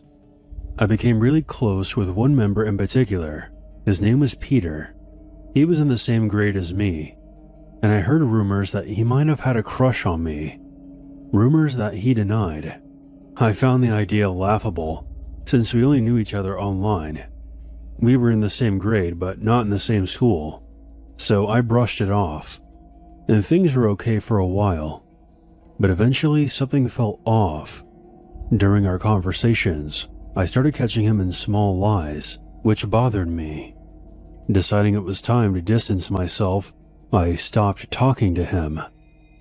A few months later, after no contact, Peter texted me out of the blue. He said that he might transfer to my high school to qualify for an in-state college tuition. His plan was to live alone and support himself while still in high school. My stomach dropped. This felt very wrong and out of nowhere. Still trying to stay calm, I told him that his plan was absolutely insane and pointed out how oddly convenient it was that he just happened to choose the school that I attended. But he insisted that this was a coincidence and that his plan would work.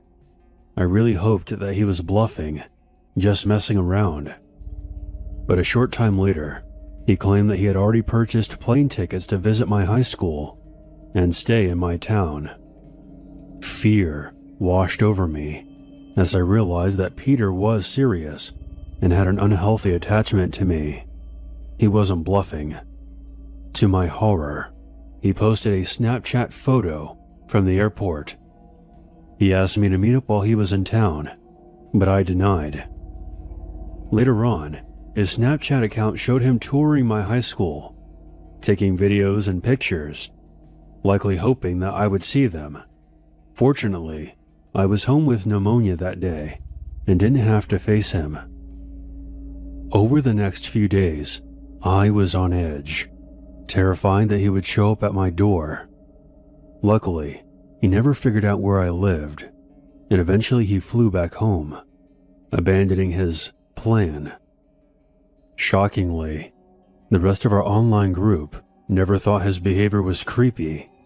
I felt like I was going crazy for finding it severely disturbing. I hoped my rejection of the meetup and continued silence would end things. But 2 years later, after I committed to my dream college, Peter popped up again. I had, foolishly, kept following him on social media to monitor if he was ever near me. Then I saw it, a photo of him posing in front of my college's library. Captioned, "Transferring here is definitely the move." I don't know if he ever did, but I never ran into him on campus. A few months later, he found out that I had a boyfriend and contacted me on Skype for the first time in 2 years. "Do you think he's going to protect you?" Out of fear, I blocked him and unfollowed him on all social media. I admit that I made mistakes back then. I was young, scared, and surrounded by people telling me this wasn't a big deal. He hasn't tried to contact me since, but that doesn't mean he isn't still watching me.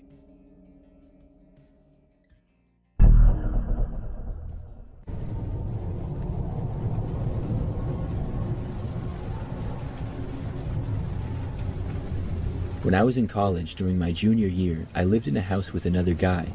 His name was Sam, and we had met the year prior in a class project. I had a good amount of friends in college, but I wasn't able to find a good living situation, because for a while I didn't know if I was going to be transferring schools or staying. I ended up staying, which I was happy about, but I was kind of late to find a place for the following year. It was pretty much a situation where I would have to live in the dorms again. But then the guy I had a class with kind of randomly asked me if I knew where I was living, and I said no.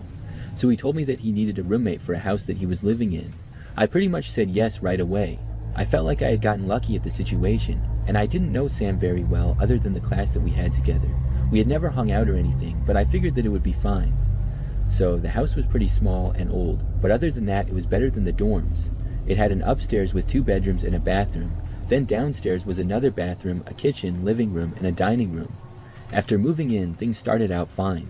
I didn't really do much with Sam, we mostly kept to ourselves, but I didn't have a problem with him at all, and he was cool. However, several months into living there, some strange things started happening. One night, I remember that I heard a door keep opening and closing downstairs. It was really weird. It was like it kept opening and then closing right away, non-stop. It creeped me out, so I got out of bed and went to look. By the time I got downstairs though, nobody was there. It was so weird. I went back upstairs and Sam's door was closed, so I assumed he was asleep. I didn't know how to explain the noise, but I was able to go back to bed a while later. Now, like a week or so after that, I remember that I was woken up to the sound of somebody knocking on my bedroom door. I thought that it had to be Sam, obviously. After waking up, I asked what he wanted, but he didn't answer me. I got up and went over to the door and opened it, but nobody was there. It was really strange. Then, later on, one time when I was doing homework late at night, I heard footsteps downstairs. I assumed that it was Sam, but then he texted me asking if I was downstairs. When I said no, he said that he heard someone down there. I did as well, and it really creeped me out. So I remember that we both went downstairs and looked all around, but didn't find anyone. It was really strange, and we even considered calling the police, but decided not to. So some really weird things had been happening around the house. I talked with Sam for a while about it, and he claimed that he had heard some strange things too. Then things got even worse. One night I heard a loud banging on my bedroom door. It was like somebody was trying to break the door down. I didn't want to open it, but it wasn't locked or anything. After it stopped, things went quiet for a while. Then I finally went over and looked. When I opened the door, nobody was there. It was very strange how all these weird things were happening. I didn't even want to live in the house anymore. Then, one night shortly after that, I got added on Snapchat by a guy from our school. I knew him because he was friends with Sam, but I wasn't really friends with him. After adding him back, he texted me and asked me if strange things were happening in our house, and I said yes. The guy then told me that it was all Sam. He said that Sam had told him how he pretends to make the house all scary. He said he did that because he thought it was funny and he didn't like me, and he also hoped that I would get scared and move out.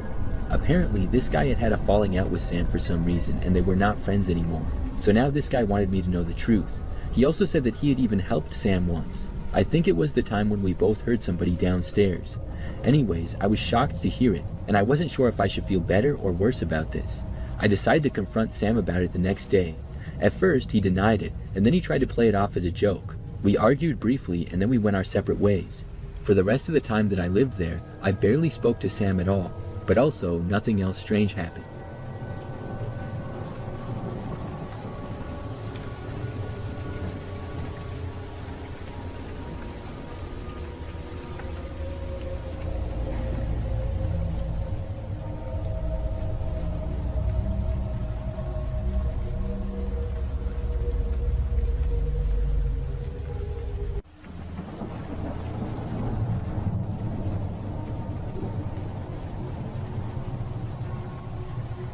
About 25 years ago, I used to work at a gas station. It was one that was somewhat off a country road and only like 5 minutes from where I lived. I would work the overnight shift because the station was open 24 hours. This is something that was both creepy and easy typically. There wasn't a whole lot that had to be done overnight. The store part of the gas station was pretty small. It had a good amount of snacks and drinks, so I would do some stocking of the shelves and organizing here and there. Most of the time, though, I would just sit behind the counter. We had this TV that was hanging from the ceiling in the corner that I used to watch at a really low volume. Without that, I would have been truly bored out of my mind most nights. But the TV was amazing, because this was before smartphones, so I couldn't just go online or whatever. During the day, a lot of people would drive on the road that the gas station was on, and they would stop. At night, though, it was kind of the opposite. We would seldom get any customers. An occasional car would drive by and sometimes stop in for fuel, but normally if they did, they wouldn't come inside of the store. In fact, the gas station stopped being open 24/7 sometime in the late 2000s, and about 5 years ago it was converted into a smoke and vape shop. But back to the story. To be honest, when people did stop there at night, I always hoped that they wouldn't come inside, because being by myself in the middle of the night, whenever anybody came in, it always seemed kind of sketchy. There were a few strange people, but overall not that many scary experiences. One really stands out though. It was a night like any other. The time was roughly 2 o'clock in the morning, so this was among the quietest times of night for me. I was just sitting behind the counter and looking around the empty shop. To my right was the door to go inside, as well as 2 very large windows looking out to the gas pumps. Surrounding the station all around was pretty much wildlife. There was a dense woods right across the street, and next to the property was some tall grass and quite a bit of trees scattered around as well. We hadn't had any customers in the gas station in well over an hour. I don't think that I had seen a car in a long time either. I remember glancing out of the windows though and noticing what appeared to be a man. He was walking slowly from the sort of wooded field area next to the gas station and making his way towards the gas pumps. It was really strange to see because there was no real place that he would be coming from. After making his way to the pavement, he just kind of started standing around for a while. It was very strange. I kept watching him because I was very curious as to where he had come from and what he was doing. The man was bald, looked to be maybe in his 40s or so, and had a slight beard on his chin, I remember. He was also wearing sunglasses. After standing around and looking the other way mostly for like 2 or 3 minutes, he started to walk towards the gas station. I thought at that point that he was going to go inside. He walked all the way towards the doors. Then the man stopped, took out a cigarette and started smoking it. He did not go inside the store. After smoking for a couple minutes, he then started walking away and crossed the quiet street. Then the guy literally walked right into the woods, which had me really puzzled. It was very strange because there was no path to go into the woods or anything. It was just like dense forest all around. That alone was one of the strangest things I had ever seen, but it got weirder. So maybe 30 minutes later, we still hadn't had any more customers. Out of nowhere, I saw movement outside and I looked up. I was just on time to see the same man emerging from the woods. After that, he walked across the street and back onto our property. This time though, he walked all the way to the front door and actually went inside. When he was in the shop, he started walking for the counter. I said hi to him and the man said that he needed $1,500. I had a bad feeling when he said that, but hoped that I was misunderstanding him. I asked what he meant. The man then demanded that I give him $1,500. His voice was now angry. I looked at him, and he wasn't holding any kind of a weapon or anything, but he was leaning in fairly close. I didn't know if he had one on him, but I always kept a bottle of pepper spray just behind the counter in case. When the man demanded it again, he leaned towards me even closer and shouted. That's when I took the pepper spray, pointed it right at his face, and let it rip. The man was instantly blinded by it and moved backwards. He grabbed his eyes, and I yelled at him to get out of the store and that I was calling the police. The man backed away and thankfully left. When he got outside, he walked around covering his face, then crossed the street again and went back into the woods. It was very weird. I kept an eye out for the rest of my shift, but I didn't see the guy again. In fact, I never saw him for the rest of the time that I worked there. It was one of the weirdest situations I've ever had.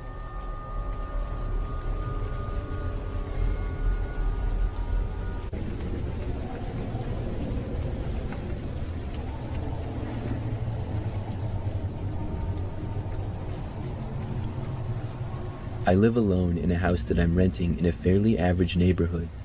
I moved here last year and something really crazy happened shortly after.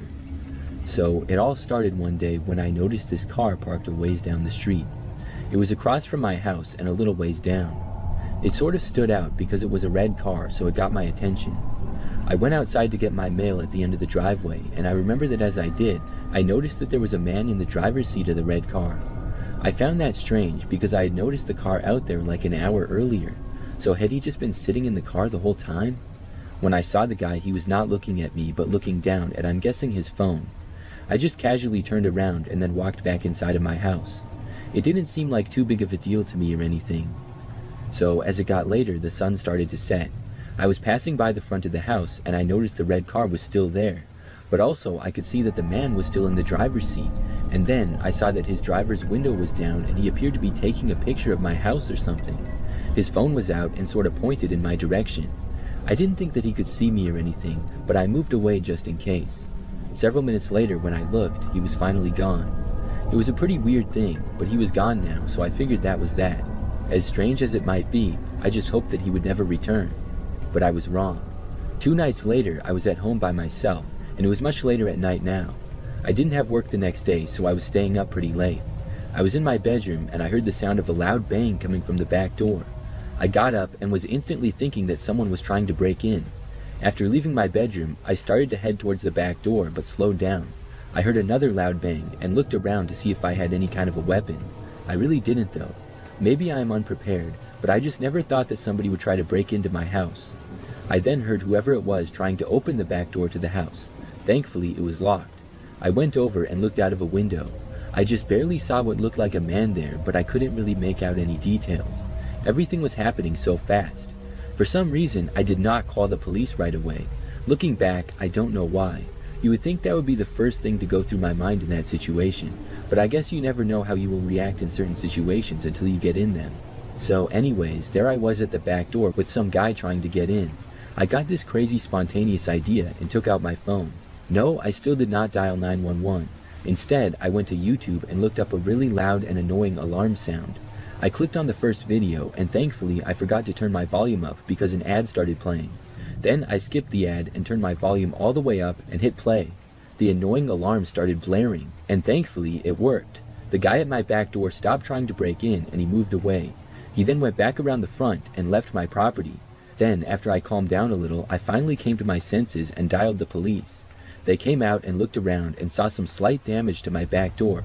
I filled out a report and then the police left and said they would look around for the man. However, he was never found to my knowledge. I believe that it was the same man who I had seen days prior.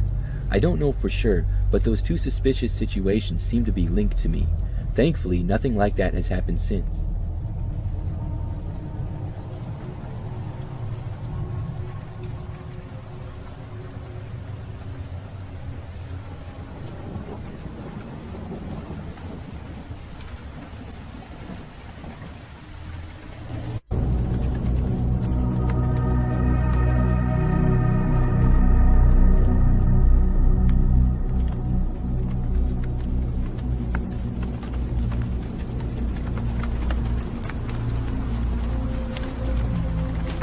My story isn't crazy long, but it's one of the wildest things that's ever happened to me. I still think about it now and how close I came to getting ripped off by people I thought were my friends, so here we go. It was a Friday night a few years back. I was supposed to go out with Ethan, Marcus, and a few other buddies. Just some bar hopping, nothing major. But that afternoon, I got hit with something nasty, fever, chills, full body sweats. My stomach twisted itself into knots, and the thought of even standing up, let alone drinking, made me want to puke on the spot. I shot Ethan a text and told him I'm out for the night. He hit me back with a laughing emoji, called me soft. I told him to have a drink for me and crashed on my couch, with Netflix playing in the background. I must have dozed off because the next time I looked at my phone, it was well past midnight.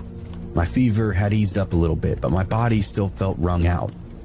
The TV flickered in the dark, some show playing I can't even remember putting on. I barely even had the energy to sit up, so I just let my eyes unfocus, sinking in and half out of sleep. And then I heard this metallic scrape. At first, I thought it was the TV, some weird sound effect, but when I turned the volume down, I heard it again. And this time, it was followed by whispering outside. My body went rigid, whispering. Low, hushed voices just outside my door. My mind quickly scrambled for some kind of explanation. Was it the neighbors or maybe drunk kids messing around? But then I heard that metallic scrape again, but it was longer this time, like something being dragged across my lock. My stomach quickly turned to ice. I slid off the couch, moving slowly and carefully. The TV cast just enough light to keep me from tripping as I crept towards the front room. I pressed my back against the wall near the window, took a deep breath, and then just barely peeked through the side of the curtain. Two men, dressed in dark clothes, both wearing ski masks. One was hunched over my front door, working at the lock with something thin and metallic, a lockpick. The other stood a few feet back, glancing around, shifting from foot to foot like he was really nervous. My throat locked up immediately. This ain't a prank. This is real. I stumbled back from the window and fumbled for my phone. My hands were slick with sweat as I unlocked it and dialed 911. The dispatcher answered, voice steady and professional. 911, what's your emergency? There's two guys outside my house. I swallowed hard. They're trying to break in. Can you confirm your address, sir? I gave it to her, whispering. My body felt electric, every nerve on edge. Where are they in the house? Front room, I can see them through the window. I don't think they know I'm home. Stay quiet. Officers are en route. I peered back through the curtain, breathing barely. The guy at the door continued to jiggle the knob, muttering something. I could just make out his voice now, rough and impatient. But at the same time, it was familiar. A sick feeling crawled up my spine. I knew that voice. I told the dispatcher, barely even believing my own words. I think I know one of them. There was a pause on the other end. You recognize him? I mean, I can't see his face, but his voice... My mouth went dry. Yeah, I do. Were you supposed to be out tonight, sir? That question hit me like a slap. I blinked, my brain working slower than it probably should have been. Yeah, I whispered. I was supposed to be out tonight. The dispatcher's tone then sharpened. It's not uncommon for burglars to plan jobs based on when they know somebody won't be home. You may have been targeted by somebody you know. A cold weight then settled in my gut. I stared at the guy at the door, his build, his movements, the way he was shifting when he got frustrated. Every part of him was screaming something I didn't want to believe. Ethan. That realization made my skin crawl. My friend? A guy I was supposed to be out drinking with. He thought I wasn't home. He thought my house was empty. The dispatcher kept talking, telling me to stay on the line, but I wasn't listening. I hung up and called Ethan. Outside, I saw his phone light up in his pocket. He froze. The other guy just looked at him, confused. Ethan hesitated and stared at his phone for a second. Then, instead of answering, he sent it to voicemail. My stomach twisted and I called again. This time he didn't even check, just let it ring. I swallowed down the fear and that rage bubbling up underneath my skin. I typed out a text with shaking fingers.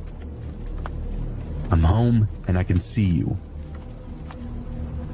Ethan checked his phone and stared at the screen, and then bolted. I watched him and the other guy sprint down the street, their dark figures vanishing into the night. But they didn't make it far. The second they hit the driveway, red and blue lights flashed and sirens ripped out through the air. The cops were already here. The moment the sirens hit, Ethan and his accomplice skidded to a stop, and for a split second, they looked at one another, then bolted in opposite directions. It didn't matter though, the cops were already fanning out, voices barking commands. Hands where I can see them! Down on the ground now! Ethan hesitated just for a second, then dropped to his knees, hands in the air. His friend wasn't as smart. He made it halfway across my neighbor's yard before two officers tackled him hard into the grass. I stood there frozen at my window, watching it all unfold. It really didn't feel real. The same guy I shared drinks with, laughs with, confided in, was now cuffed, face down on the pavement. A few moments later, the officers knocked on my door. I let him in, and my legs were still feeling like they weren't attached to my body. I gave my statement and recounted everything that I saw. The whole time, my voice was distant, like I was telling somebody else's story. It turns out Ethan and his buddy weren't first-timers. They were tied to a string of break-ins across the town. Small stuff mostly, electronics, cash, anything that could flip quick. He'd been robbing houses for months and months now, including mine apparently. The reality of it all didn't hit me until after the cops left and my house was quiet again. I locked the door, double-checked the windows, and then sat in the dark staring at my phone. I don't really know what I was waiting for. A follow-up for the police or my friends, really anything, but nobody reached out. I sat up for most of the night totally perplexed, half paranoid. It was a really weird feeling. I ended up just taking more cold and flu medicine and forced myself to pass back out. Over the next few weeks, I distanced myself from some of the more sketchy friends I'd made over the years and got all the info I could on Ethan. He went away for a few months, maybe a year, but he's out and about again. He even tried apologizing to me, but I still don't talk to him. Folks like that definitely aren't worth the trouble.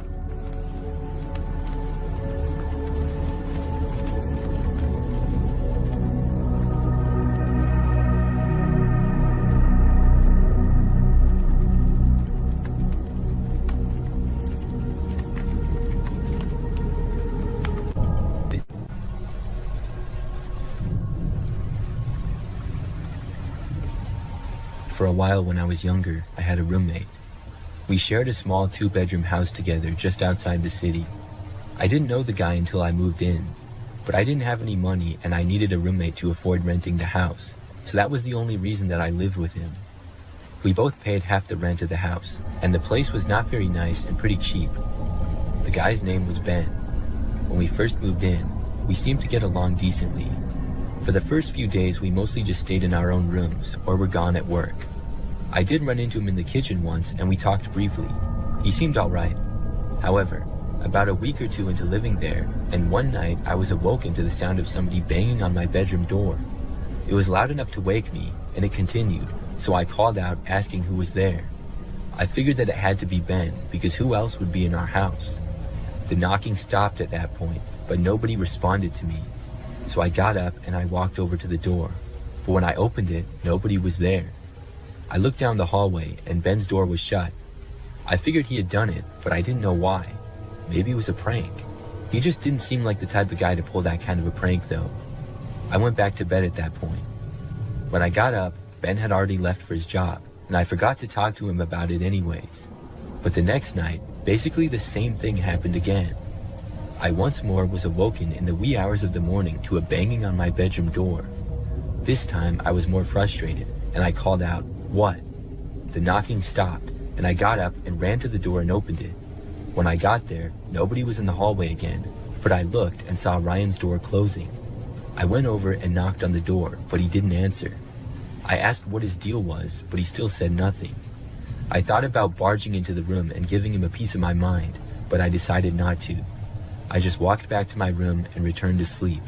Maybe Ryan was a sleepwalker and that was the explanation. Although sleepwalkers don't generally act that way as far as I'm aware. They're not called sleep pranksters. So the next morning, I wanted to confront Ben, but once more he was gone when I woke up. That night, again, I was awoken to a knocking.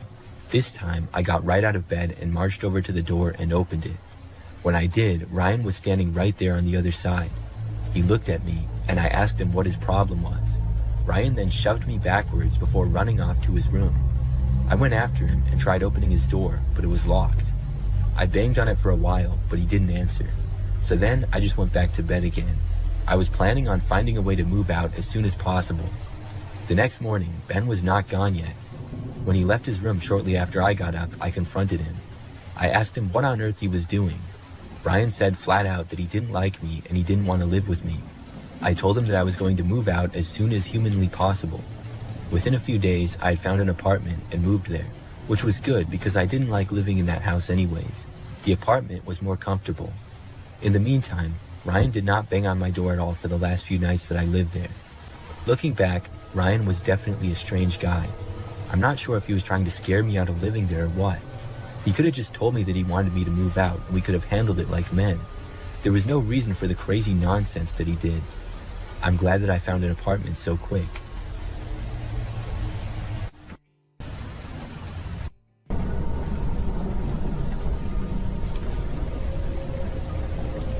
A few years ago, I stayed at an Airbnb for the first and last time in my life. A small group of friends and I were on vacation, and we found an Airbnb for cheap, which still looked nice. It was nice because we didn't need to have any interaction with the host, since it was just a lockbox on the door with the key. The host had texted us the combination to get the key from the box, and we were able to let ourselves inside. Once inside, we got settled in and started making dinner.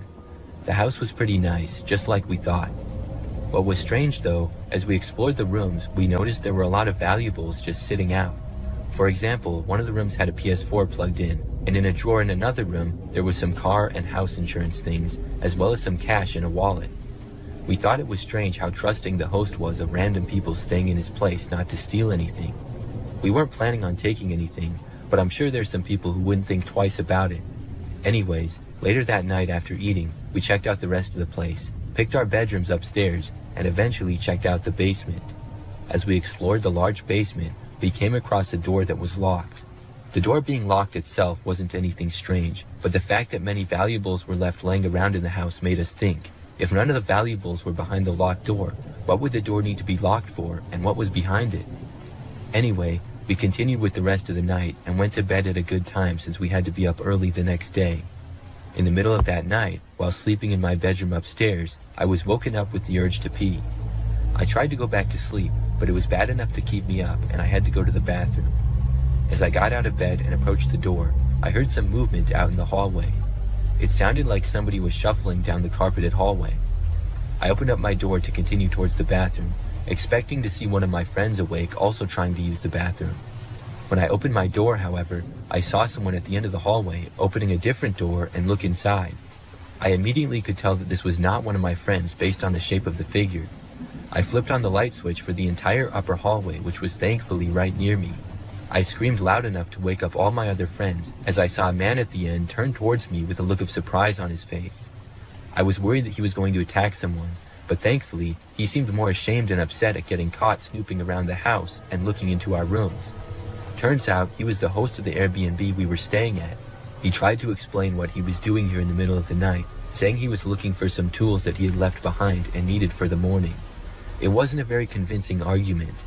After more questioning of the guy, we also found out he had been living in the locked room in the basement the whole time we had been there, even though he said we had the whole place to ourselves. Needless to say, all my friends and I are very certain that this guy was a creep and had probably been doing this to guests for years. On the bright side, at least he wasn't violent or aggressive, because we realized how much worse the situation at night could have been. I'm not certain what legal consequences this guy was faced with, but he did lose his right to rent out places at least.